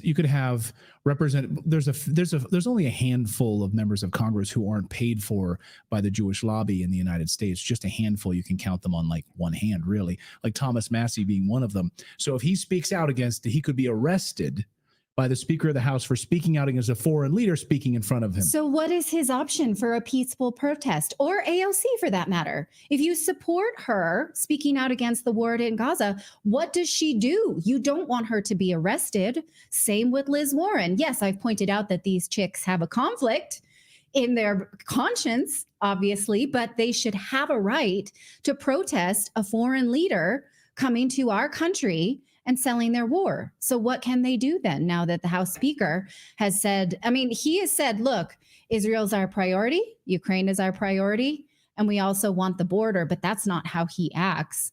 So again, this is funny, right? It's funny to have our lawmakers creating these barriers for Israel. So funny. Yeah, it's hilarious, and it's absolutely hypocritical, and they're lying right to your faces. I mean, they're lying right to your faces. And how much money has Speaker Johnson taken from the Israel lobby? No other country controls the United States more than Israel does. Absolutely the case. And we know that all of these members of Congress have taken huge sums of money from AIPAC and other sources. That is absolutely unequivocal.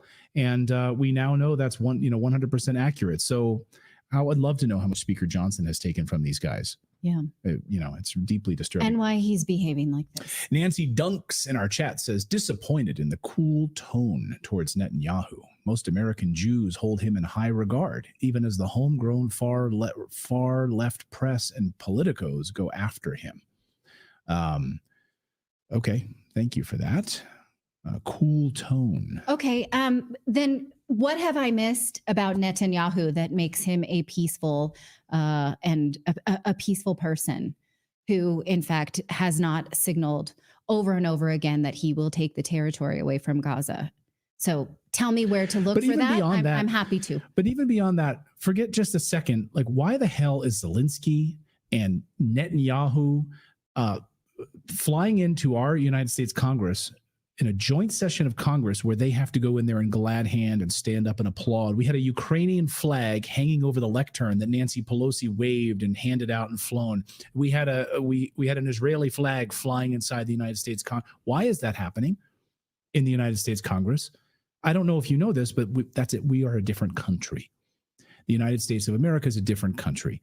I know we pretend to be independent from Israel, but we're really not. And you're seeing it in action in the United States Congress right now. So the cool tone is about our Congress being bought and sold by a foreign government. That's the cool tone that you're hearing from me. Right. And the special privileges that our lawmakers create in order to, not be able to protest Israel, such as the anti-BDS law that was enacted, that was written, but thankfully never passed. Why are we not allowed to criticize Israel, but we can criticize everybody else? Why are these barriers put up against actual discussion around Netanyahu? Why do we look the other way when one leader clearly allows attacks on civilians? Just why? Right? This is not a pro-Hamas. These are interesting questions. And the timing is also absolutely suspect, right? Yeah, and also, why are we, a country in massive debt, giving money to a country that has a surplus? They don't need our money. So it's just like, we're just doing it because what? Yes. Yeah. Israel has a budget surplus. Yes. We are $35 trillion in debt. They also have a space force. They have a space agency, and we're funneling billions of dollars to them. I mean, we should all demand that doesn't happen. You can love Israel all you want, but we need to take care of ourselves first. The United States is crumbling right now. I think the timing of all of this is fascinating to see President Biden in this whole shift right now. The same week that this is happening, Netanyahu is flying in basically to have meetings. Right. Who am I? Who's going to be my benefactors? I got to make sure my members of Congress are all in line, make sure the money's going to still flow to my country. I mean, when we read about this, when we were first told he would come to Congress, I thought, ooh, that's going to be costly to Biden. But now, is there no Biden to pay the consequences for this? Will this actually fall to Kamala Harris? Who knows, right? We can't predict anything at this point. Well, and I also get frustrated, before we move on, I also get frustrated because you see, like, the Republicans are wearing their U.S. flag and their Israeli flag on their lapels. The Democrats have their flag and the Ukraine flag, and it's like we are the United States. It's like, why are we giving our money that we don't have to all these other countries to fund war? It's like this whole America first. I mean, how can you be against that idea of America first? Because we've been putting all these other countries first for so long. We need to put ourselves first, or we're going to crash. Right. I'll tell you how this movement started during World War II, when the isolationists who did not want to be dragged into a second war after World War I were framed as Nazis, were framed as Hitler supporters, right. And so all along, anyone who's isolationist, I mean, that's not even a word anymore. We don't even use that as a value anymore. Like, let's keep our eyes on our own paper. Well, and I want to point out too, it's not isolationists, it's non-interventionists. That's what they are. Because isolationism just wants, you don't want to trade or anything with anyone. But like Ron Paul was always accused of being that. But it's more a non-interventionist, like you don't want to intervene in the workings of other countries, but you still want to trade with them. Sure. Yeah. I mean, let's bring back that as a virtue. And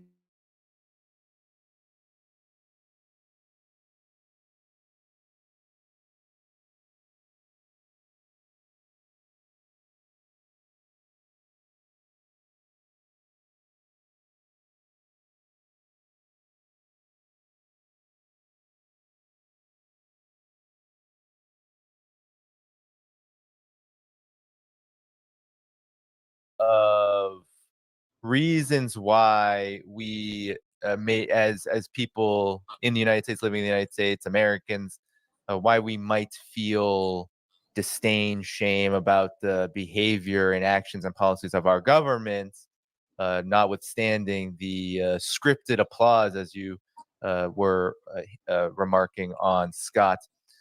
But Netanyahu several times went after people in the United States protesting not only his speech, but of course his overall genocide. Here is one of those examples of what he had to say, tying it into, as always, his lust and thirst for a broader war with Iran. For all we know, Iran is funding the anti-Israel protests that are going on right now outside this building. Not that many, but they're there, and throughout the city. Well, I have a message for these protesters. When the tyrants of Tehran, who hang gays from cranes and murder women for not covering their hair, are praising, promoting, and funding you, you have officially become Iran's useful idiots.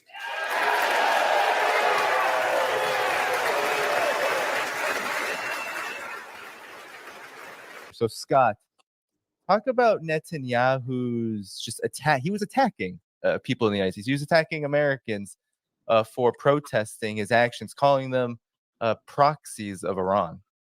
He wasn't attacking people. He was attacking the United States of America, straight up, in the people's house. There's a reason why I'll never be elected a member of Congress. And one of the reasons is, had I been in that room, I would have stood up and walked to the stage and said, get him the hell out of here. You don't have a right, you foreign son of a bitch, to stand up in the people's house and criticize Americans for exercising their First Amendment rights of protest. You may not like what they're saying, but you better shut up in my country talking about my citizens doing this. I mean, what a... And then to have these people who took an oath to uphold and defend the Constitution of the United States of America against all enemies, to have an enemy of America, because Netanyahu is an enemy of America, and he proved it, because he's intolerant of the things that make America, America, like the First Amendment, freedom of speech, freedom of assembly, freedom of association. All these things, those protesters are out there. You may not agree with them. I have to tell you, there are many times when protesters are in the streets in the United States, and I don't agree with them one bit. I am bitterly opposed to the cause that they are protesting in support of, or I may support the cause that they're protesting against. I will die to give them the right to protest. I will be the first one on the street to protect them, to let them do what they do, because that's what being an American's all about. That's why we had a revolution. That's why we had the Constitution. And for Benjamin Netanyahu to stand on that stage and attack Americans made my blood boil. That's the kind that, see, when they say defend the Constitution against all enemies, you rush the stage, you tackle that son of a bitch, and you break his neck, because you don't let him do that in the people's house. That's a frontal assault on American democracy. But the shameful part isn't just that he said it, but that we let him say it, and we applauded him saying that. Every single person who stood up and applauded, as Benjamin Netanyahu said, that should be targeted for removal from office. That is the real act of treason. That is the real betrayal of America. Again, you don't have to sit there and say, I support the protesters. You could actually agree with Benjamin Netanyahu that you don't support their cause. You could be a supporter of Israel and say these protesters are misguided. But to let him, a foreigner, stand in the people's house and condemn American citizens for doing what makes America great, that's unacceptable. It's disgusting. this is really one of the lowest moments in the history of the United States Congress, literally one of the lowest moments. We applauded a war criminal who was attacking American citizens for exercising their constitutional rights. And Dan, you know, what Scott is saying here just reminds me, this isn't Netanyahu's first go around in Congress. He's many times he's come to Congress, he's tried to do something to undermine U.S. policy, whether it was the Iran nuclear deal under Obama. He's even, I believe in 2020, he took dirty laundry to the United States and had White House staffers wash it. But I wanted you to just comment on this particular moment that Netanyahu is doing this. He's not only attacking the United States, he's attacking the protesters. We had protesters. There was thousands upon thousands of them descending. Many of them wanted to do a citizen's arrest of someone who is, he has a warrant out for his arrest from the ICC. And so anyone who believes in the International Criminal Court, international law, would be for that. But of course, there was huge police presence. No one, of course, got near Netanyahu. Could you just talk about this moment? Because as Scott said, this is an embarrassment in many ways, like one of the most embarrassing moments in U.S. history when it comes to him being able to come here at this time when there might not be any time lower, not only for Israel's particular place in the world, but the United States as well. Yeah, I mean, first of all, you know, to state the obvious, we're in the midst of a presidential election campaign, right? All eyes are on this campaign.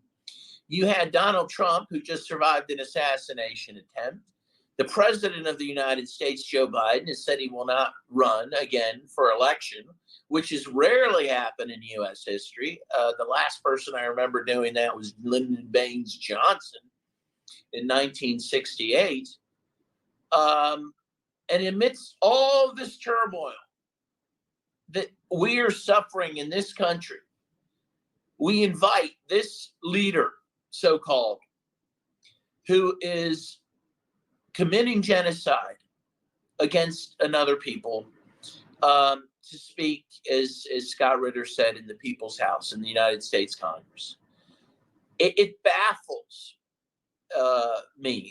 It blows one's mind to think that at this time, certainly it would be bad at any time, but at this time in American history, the floor was ceded to someone like Benjamin Netanyahu to tell lies, to say that the Israelis are protecting civilians when in fact they're targeting civilians and targeting civilian infrastructure, destroying mosques and churches and hospitals and universities, killing children, maiming children. There are more children who have lost limbs in this conflict than in any conflict ever in recorded history. I mean, even the folks who survive in Gaza will be left broken physically, mentally. Their society will be broken. And that, again, that is all according to plan. And you invite this person to address not just the U.S. Congress, but the nation. At this time, again, it's mind-boggling that this would happen. And it shows, honestly, the total corruption of our political system, of both parties. Both parties are complicit in this. Of course, this was, up until a couple of days ago, Joe Biden's war, as much as it was Netanyahu's. And it is now, well, I guess it still is, but we'll see what happens to Joe Biden between now and November. But in any case, it has been Joe Biden's war, but of course supported by the Republicans. And I believe Netanyahu will be meeting with Trump in Florida at his house in Mar-a-Lago. So, you know, the choice at the ballot box in November will be between,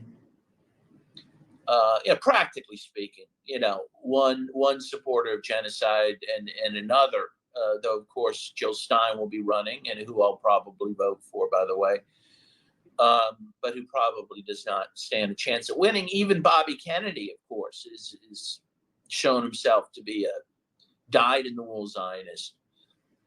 Unlike his uncle, by the way, John F. Kennedy, who actually tried to put some limits on Israel,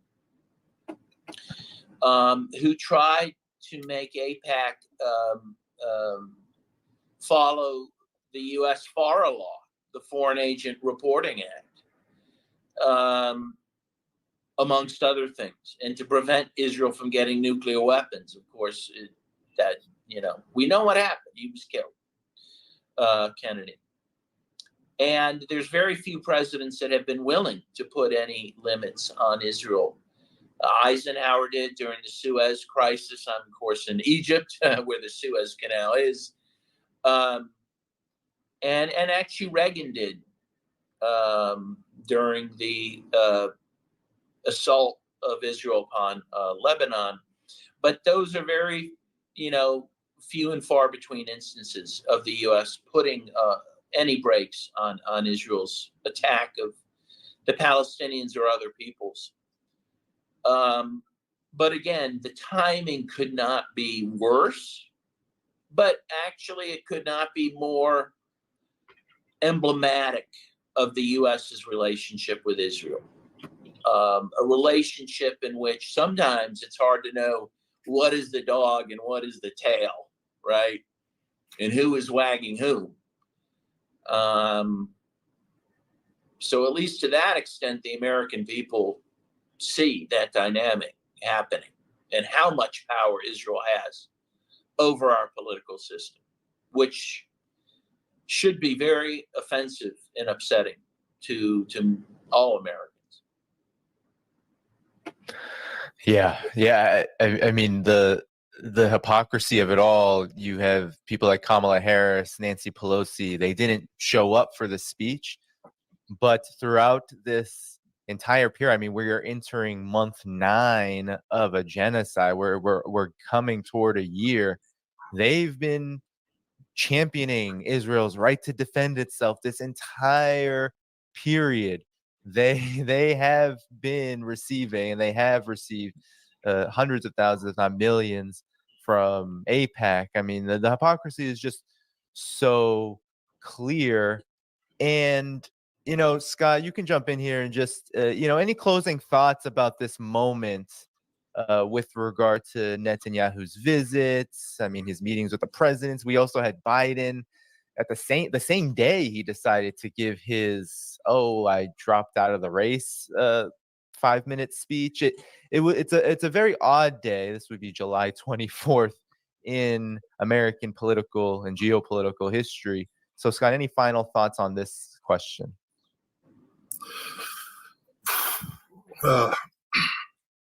Look, oftentimes when we talk about, for instance, things like what Netanyahu is trying to accomplish, the political infighting in Israel, even the absolute tragedy of Gaza. I've said this before.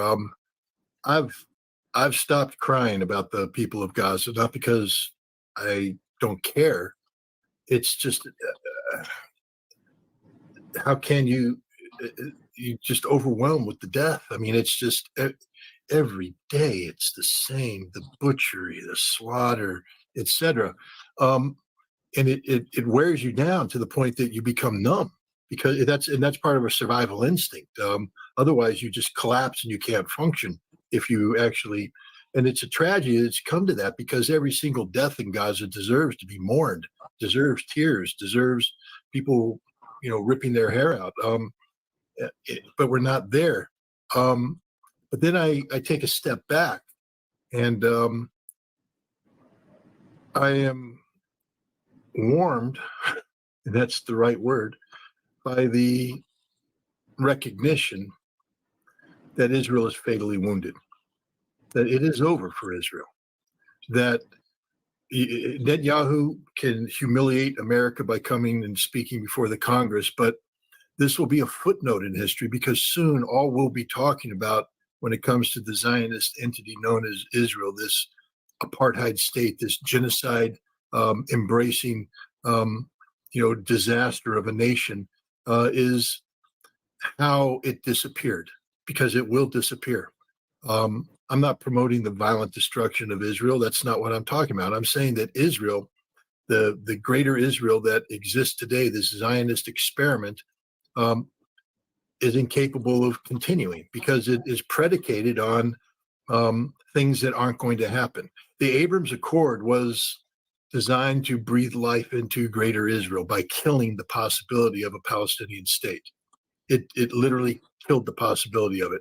And it opened the door because it got the collusion of Arab neighbors of Israel to agree that that the Palestinian state would die, that it wasn't going to happen, that instead they were going to get this greater prosperity, situation where people recognize Israel, open up diplomatic relations with Israel, begin economic interaction with Israel, and Israel becomes the economic hub of a regional economic transformation. That was the goal. That was the objective. That's not going to happen. There will be no. Remember, a couple of years ago, Joe Biden stood in India and said, "We're going to have the India-Middle East Economic Corridor, and this is going to be the." Benjamin Netanyahu spoke at the General Assembly. Instead of putting up a cartoon of an Iranian bomb, as he normally does, he put up a map bragging about how this was going to save Israel. This was the future of Israel. No, it's not. Never going to happen. Israel is fatally wounded. The Israeli experiment, the Zionist experiment, has been shown to be a fraud. Israel will never again live in peace. Never again live in peace. The axis of resistance will always be there with the potential to rain death and destruction down on Israel. Israel is going to be compelled to accept the reality of a two-state solution, knowing that a two-state solution is the end of Israel, because to achieve a two-state solution, Israel will be called upon to terminate the West Bank thievery that's taking place, the murder and theft. They will have to dismantle. He said, and that's the end of Israel right there, because now all the Brooklyn Jews that went over there to steal Palestinian homes will be thrown out physically and leave. There'll be a near civil war in Israel over this, worse than what happened in Gaza in I think 2005 when they dismantled the Gazan settlements. This will be 10 times worse. And what you'll see is that the people will start fleeing Israel. We've already seen 500,000 Israelis leave. You're going to see millions of Israelis leave. And in a nation that counts 9-10 million people, you lose 3 to 4 million people, you're done, you're finished. And that's the future of Israel. And that's what warms my heart, knowing that the axis of resistance, knowing that Hamas, knowing that the sacrifice of the Palestinian people has led to the condition that Israel has inflicted. It's a self-inflicted fatality. Israel did it to itself. Israel is the one that lost the faith of the world by committing genocide. Israel is the one that prompted criminal indictments from the International Criminal Court. Israel's the one that got the International Court of Justice to recognize its apartheid state status. All of this is done by Israel. So I'm thankful to Israel for doing this. I'm glad Hamas initiated what it did on October 7th, because it allowed Israel to be Israel, Israel to show the world the reality of this sick, murderous, genocidal regime, and for Israel to shoot itself fatally. I don't know how long it's going to take for the death of Israel to occur, but I know this: Israel is finished. It's over for Israel. And when the two-state solution is put out there and the Israeli aspect of it collapses, as it will collapse, then it's a one-state solution, Palestine, hopefully a Palestine where Muslims live together in peace and harmony with Christians and Jews. Remember, there's a difference between Zionists and Jews. Jews should not be prosecuted. Jews should have every right to live in Palestine as members of that broader monolithic community, but people who worship the same God, but not Zionists. The Zionist entity is dead, and that's what warms my heart, and that's what makes all the death and suffering that's taken place have meaning. It's given purpose to the martyrdom of so many, and that's what I live for. I literally hope that before I die, I have the absolute privilege of watching the Zionist entity be wiped off the map of modern civilization and replaced by a singular state known as Palestine. Thank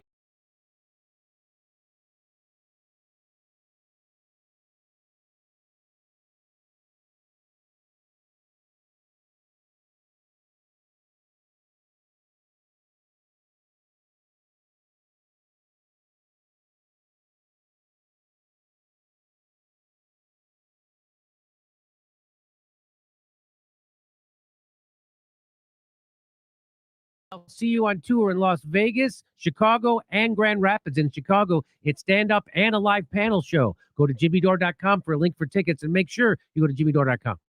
So guess what? I found this video of Trump saying that one side of the Israeli-Palestinian conflict doesn't want a deal. What side do you think that is? The answer just may surprise you. Or will it? Here we go. It just never ends. But the key is a lasting peace. If you have a lasting peace, first thing you have to ask, do they both want to make it? I have a real question as to whether or not both sides wants to make it. I have a real question as to one side in particular, whether or not they want to make it. Well, I don't want to say that right now. I think one side actually would like a deal, and I think the other one maybe doesn't want a deal, to be honest. I don't want to say it. No, look, we show our cards too much in the good. I wrote The Art of the Deal. We show our cards too much. So if I get into that, I don't want to say this and that, and then they'll come and they'll say, well, Trump is biased one way or the other. I think there's a chance that you could probably make a deal if you had a real deal maker, if you had somebody that knew what he or she was doing. In my opinion, if Israel wants to make a deal, I think a deal could be made.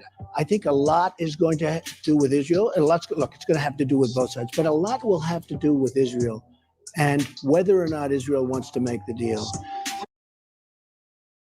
So why does Trump sound like the most reasonable candidate for president on this issue right now?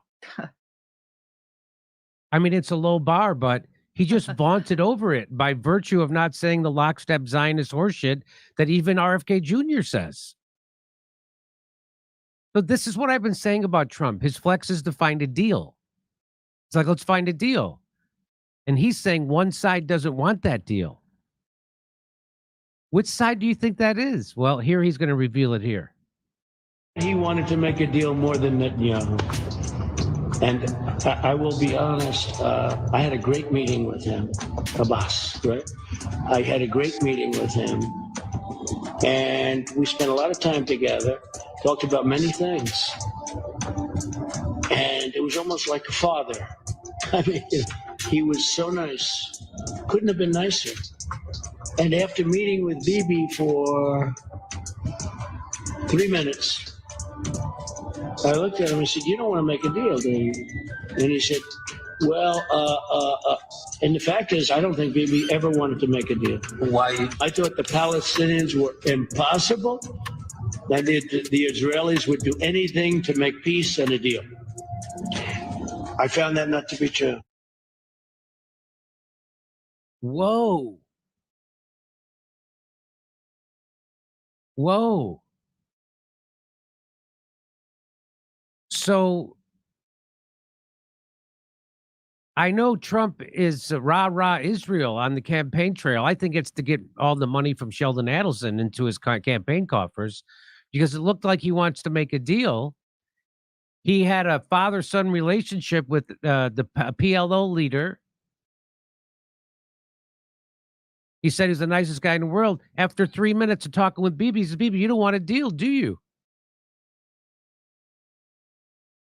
So this is a totally different story than I've ever heard before. And I want to know when that second part was recorded because that's so shockingly honest. I think it was leaked to make Trump look bad. Was that's probably they thought it would do damage to him. No kidding. With his Jewish donors. And, you know, this also confirmed Trump is right about Bibi. Because, here's who also confirmed that what Trump just said about Bibi is also correct. You know who confirmed it? Bibi Netanyahu himself confirmed it. When he openly said with his own mouth that we must support Hamas to prevent a two-state solution. He said that. Bibi doesn't want to make a deal. What Bibi wants is for the staff to dry clean about 8 giant suitcases full of his family's dirty laundry every time he visits the White House. By the way, that's true. Did you know that? That's how weird Benjamin Netanyahu is. He brings suitcases full of dirty laundry and has the people at the White House do his dirty laundry for him. That's not just a metaphor. This is literally what he and his wife are known for when they come to visit the Capitol. Give it a Google. So I know it's tough to believe that Bibi Netanyahu, a guy named after the smallest caliber of ammunition, wants to continue a war. But he does. Because they don't want a deal.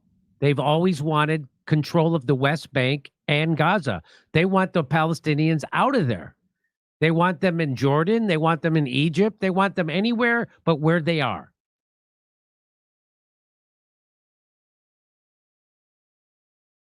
So this is stunning. To me, it's stunning. Trump admitting that he talked to Benjamin Netanyahu, and after 3 minutes, he says, "You don't want a deal, do you?" And Netanyahu said, Is that not stunning to you, Steph? It's remarkable. It's remarkable. How about you? What's your name? Misha. Misha? Misha says yes in a very soft voice so it won't be picked up by the microphone.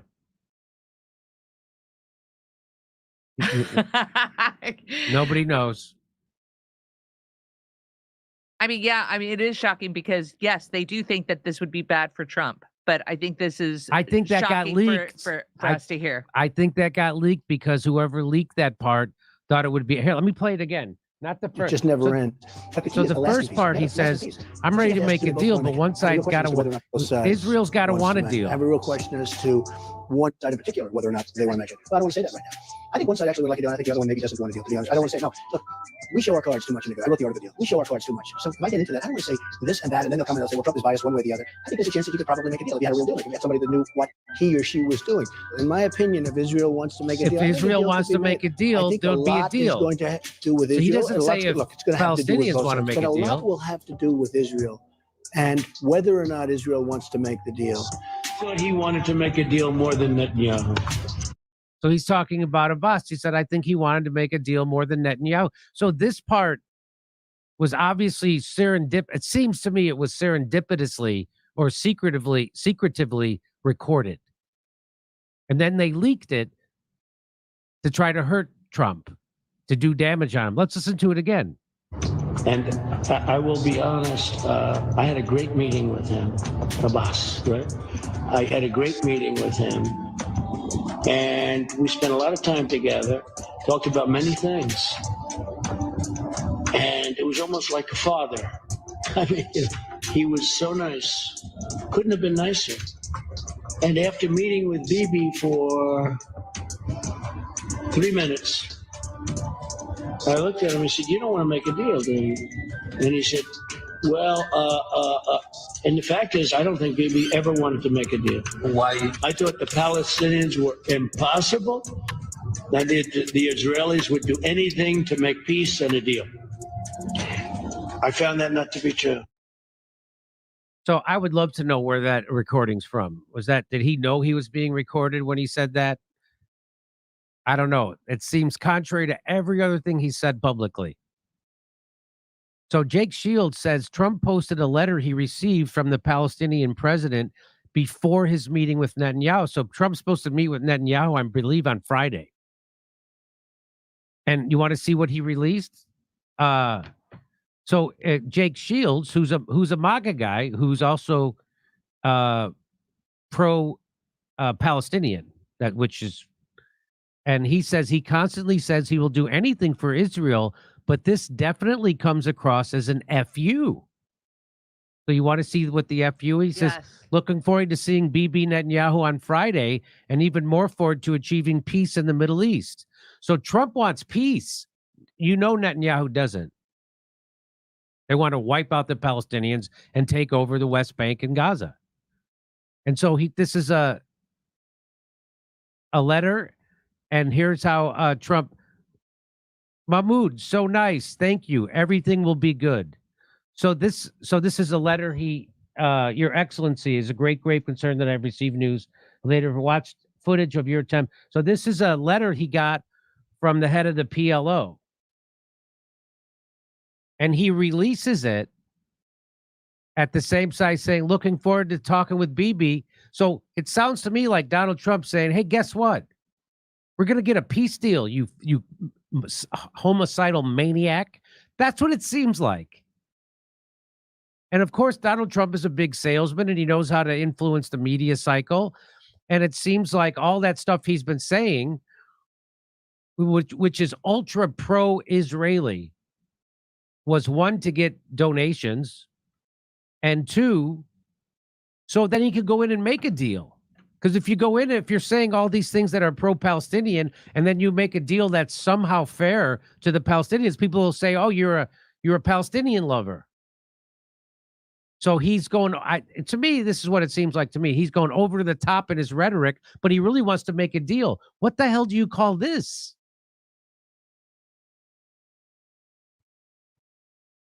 Sounds to me, that sounds like Trump wants to make a deal. Sounds like Trump wants to end this war. Biden has no interest in ending it. He doesn't care. This is what it seems like. And it seems like he's putting pressure on Bibi. Bibi's very unpopular in Israel, by the way. Don't forget that. They almost kicked him out of office before. It was like he needed this war to hang on to power. Looking forward to seeing you, Bibi, and even more forward to achieving peace in the Middle East. A small regret is slouching in the dentist's office thinking, I should have brushed and flossed better. A big health regret is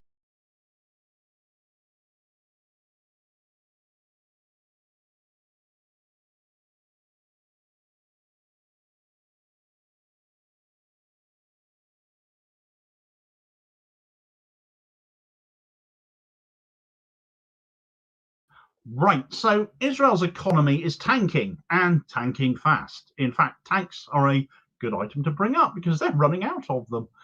Their war in Gaza continues to rage on as Benjamin Netanyahu cannot countenance ending things lest it dump him out of power. But what exactly he's going to continue to preside over is another question entirely, because without an economy, Israel has no future.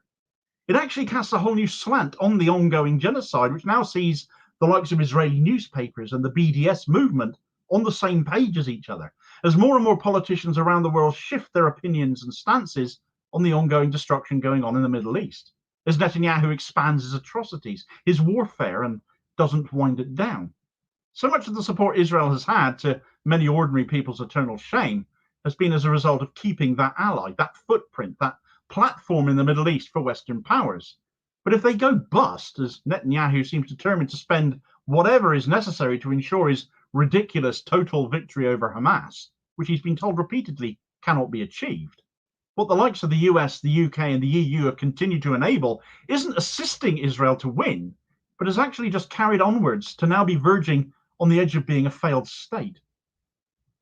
Right, so Israel's economy, without it being strong, it cannot continue to functionally operate as a state. The same is true of all states, of course, and certainly cannot carry on its genocide in Gaza. That much clearly would be obvious. But the situation there is a story that's gone grossly underreported in light of all the violence, death, and destruction of Gaza. And actually, this is something that has to be addressed, because it's demonstrated that not only is Netanyahu determined to destroy Gaza, his actions show he is hell-bent on destroying Israel if that is what it takes for him to win there. It would be an abject symbol right up there with the clapping of Netanyahu as we saw in Congress in the US this week, sickening scenes that will go down in history, already being compared to similar scenes from 1930s Germany. If Israel as a nation collapsed under the weight of its own crushing debt and economic mismanagement by a man who was completely consumed by the idea of the destruction of another race, namely the Palestinians. When commentators talk about Israel's economy and the impacts on it, often as a result of the news coverage, it often gets looked at in terms of things like the Houthis attacking shipping, half the staff in the southern port of Eilat, for instance, having been laid off because of this interference in support of the people of Gaza, which has, of course, now prompted several military responses against the Houthis, including by Israel itself after a successful Houthi drone strike in Tel Aviv. But that isn't even the full story. Israel's economy is incredibly reliant on sea trade. It does not have good relations with its neighboring countries that it might more readily trade with, which is possibly one of the biggest understatements I've ever given. But given we've seen how they are engaged in warfare to the north with Lebanon and Iraq, to the east with Syria, and to Iran further on, and Yemen to the south, it relies on import and export further afield to get by. Now, I know people who want to avoid buying Israeli produce, for example, are having to dodge clever labeling tricks or abject refusal by various retail outlets to stop stocking such items. This is what Israel relies on. But all that shipping interference is having an effect, and so is BDS, boycott, divestment, and sanctions. But by a long shot, these are not the most damaging issues Israel is facing financially. So as good as Netanyahu is at spending Israel's money on arms, where is it losing all of this money exactly? Why is their economy tanking to the extreme precipice it appears to be verging on? Well, let's start with what is doing well economically in Israel. Arms sales, for example, unsurprisingly, they're rather high in Israel right now. Israel does have numerous arms companies. They are doing well. Unfortunately for Israel's economy, though, most of the sales are domestic. And that doesn't include all manner of other military necessities from abroad, from ammunition to the aforementioned tanks to parts for F-35 jets as manufactured here in the UK. The tech sector in Israel is also doing well, though this is mainly as a result of Israeli tech heads putting their wares up for sale, their companies up for sale, in the hope that a foreign corporation might pick their businesses up and give them a way out of Israel. One notable example recently was Google, who showed interest not too long ago in purchasing the cybersecurity company Wiz, which was founded by former IDF cybersecurity officers, the sale of which would have enabled them to leave Israel. That's not exactly a shining recommendation for anybody wishing to do business in Israel, is it? But that's the extent of where Israel's economy has been doing okay. Weapons and a tech company fire sale. Everything else is up a certain creek without a paddle. Well, on the subject of doing business in Israel, who exactly would want to invest there right now with all the unrest and warfare going on? Warfare, it has to be said, that is mainly leaving the Israeli mainland untouched, making the whole economic picture somehow even worse. But actually, there's an aspect to that that makes matters even worse than that, even worse than you might already be thinking. If I told you that foreign investment in Israel was down 60%, would that surprise you? Probably not, given the last 10 months as we've been observing. But if I told you that stat came out a full month before the events of October 7th, would that surprise you? Well, quite possibly. Investment collapse is a story that predates the invasion of Gaza by Israel and all the death and destruction that has been wreaked there, where investments dropped by a third on the previous year, 2022, and sales of startup businesses in Israel to foreign investors, which seems to be a big thing for their economy, also plummeted. Matters will only have got worse since because of the war. Another aspect of this is the investment of ordinary Israelis and the fact so many of them have been moving their financial assets out of Israel. Pensions, insurance funds, savings are all being shifted all the time because people living in Israel don't want their finances tied to the fate of their own nation. So much of this has gone on that it actually had a weird effect on the economy in Israel in that it actually stabilized it for a while. All of a sudden, funds that ended up being invested in foreign stocks and bonds, as the likes of pensions and other investments were, ended up generating a profit for Israel in foreign currency. But that bubble burst very quickly, and that was down to the biggest boycott, divestment, and sanctions action we've still seen yet to date, when Intel pulled the plug on a $25 billion investment plan in Israel just last month. We're still only scratching the surface of it. Tourism is another huge business for Israel. This is the Holy Land for 3 world religions, after all. It's a huge thing for Israel and for the occupied Palestinian territories as it happens as well, with Israel bringing in some $8.46 billion a year and Palestine around $1 billion a year in tourism revenue. But even if people still wanted to go, many tourism companies and airlines won't take you over the safety concerns, and therefore the tourism industry has ground to a halt there, a direct consequence of Netanyahu's ongoing actions in Gaza and everything that's come about from that as a consequence. Following Israel's stupid decision to take potshots at Iran's embassy in Syria a few months ago, we haven't forgotten that, have we?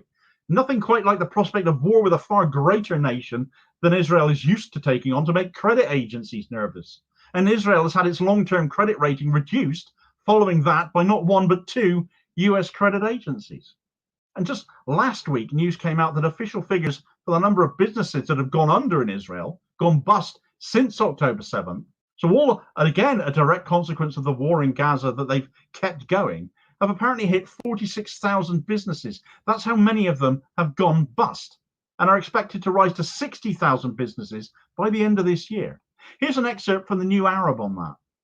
Around 46,000 businesses have been forced to close in Israel since the start of the war on Gaza on the 7th of October. Hebrew newspaper Mariv reported this week, adding that Israel is now in collapse. The report states the ongoing war on the besieged enclave has hit the economy heavily, with many of the companies affected being small businesses. The CEO of an Israeli credit risk management firm under the name Coface BDI told the Hebrew paper that other sectors have also been impacted. About 77% of the businesses that have been closed since the beginning of the war, which make up about 35,000 businesses, are small businesses with up to 5 employees and are the most vulnerable in the economy, Yoel Amir said. The most vulnerable industries are the construction industry, and as a result, the entire ecosystem that operates around it, ceramics, air conditioning, aluminium, building materials, and more, he added, based on their risk ratings. So this is an issue with a series of ongoing knock-on effects still to come, still to be felt, as we're talking about industries which make up a lot of Israeli infrastructure, not just economic benefit for the country. But I'll add another point to that, though, by bringing up Israel's power grid. Israel's reliant on coal-fired power stations to meet their electricity and energy needs, despite having moved over to natural gas more, which is more readily available in their part of the world. Their coal demands, though, they come from the coal they receive comes from Colombia, who have announced that there will be no more coal shipments at all until the atrocities in Gaza are over. So for a nation so heavily invested in tech companies, they won't get very far with a basic like electricity running out, and they are still very much reliant on coal to deliver that. Israel will go from an image of being a developed country to being back in the Stone Age, so to speak, very shortly without a shift. It's no longer just about this war of attrition with Gaza for the people of Israel anymore. The nation's survival likely depends on ditching Netanyahu, and countries so invested in Israel and its future, like the US, like the UK, they need to decide whether they support Israel or Netanyahu, because the two don't seem to be mutually compatible any longer. So far, those countries haven't shown a choice necessarily between those two, what I consider basic truths at this point, proven beyond doubt when they assisted Israel in a strike on civilian territory in Yemen recently, full details of which you can get on this video recommendation here. This is your next watch, and I'll hope. Perfect. Follow me.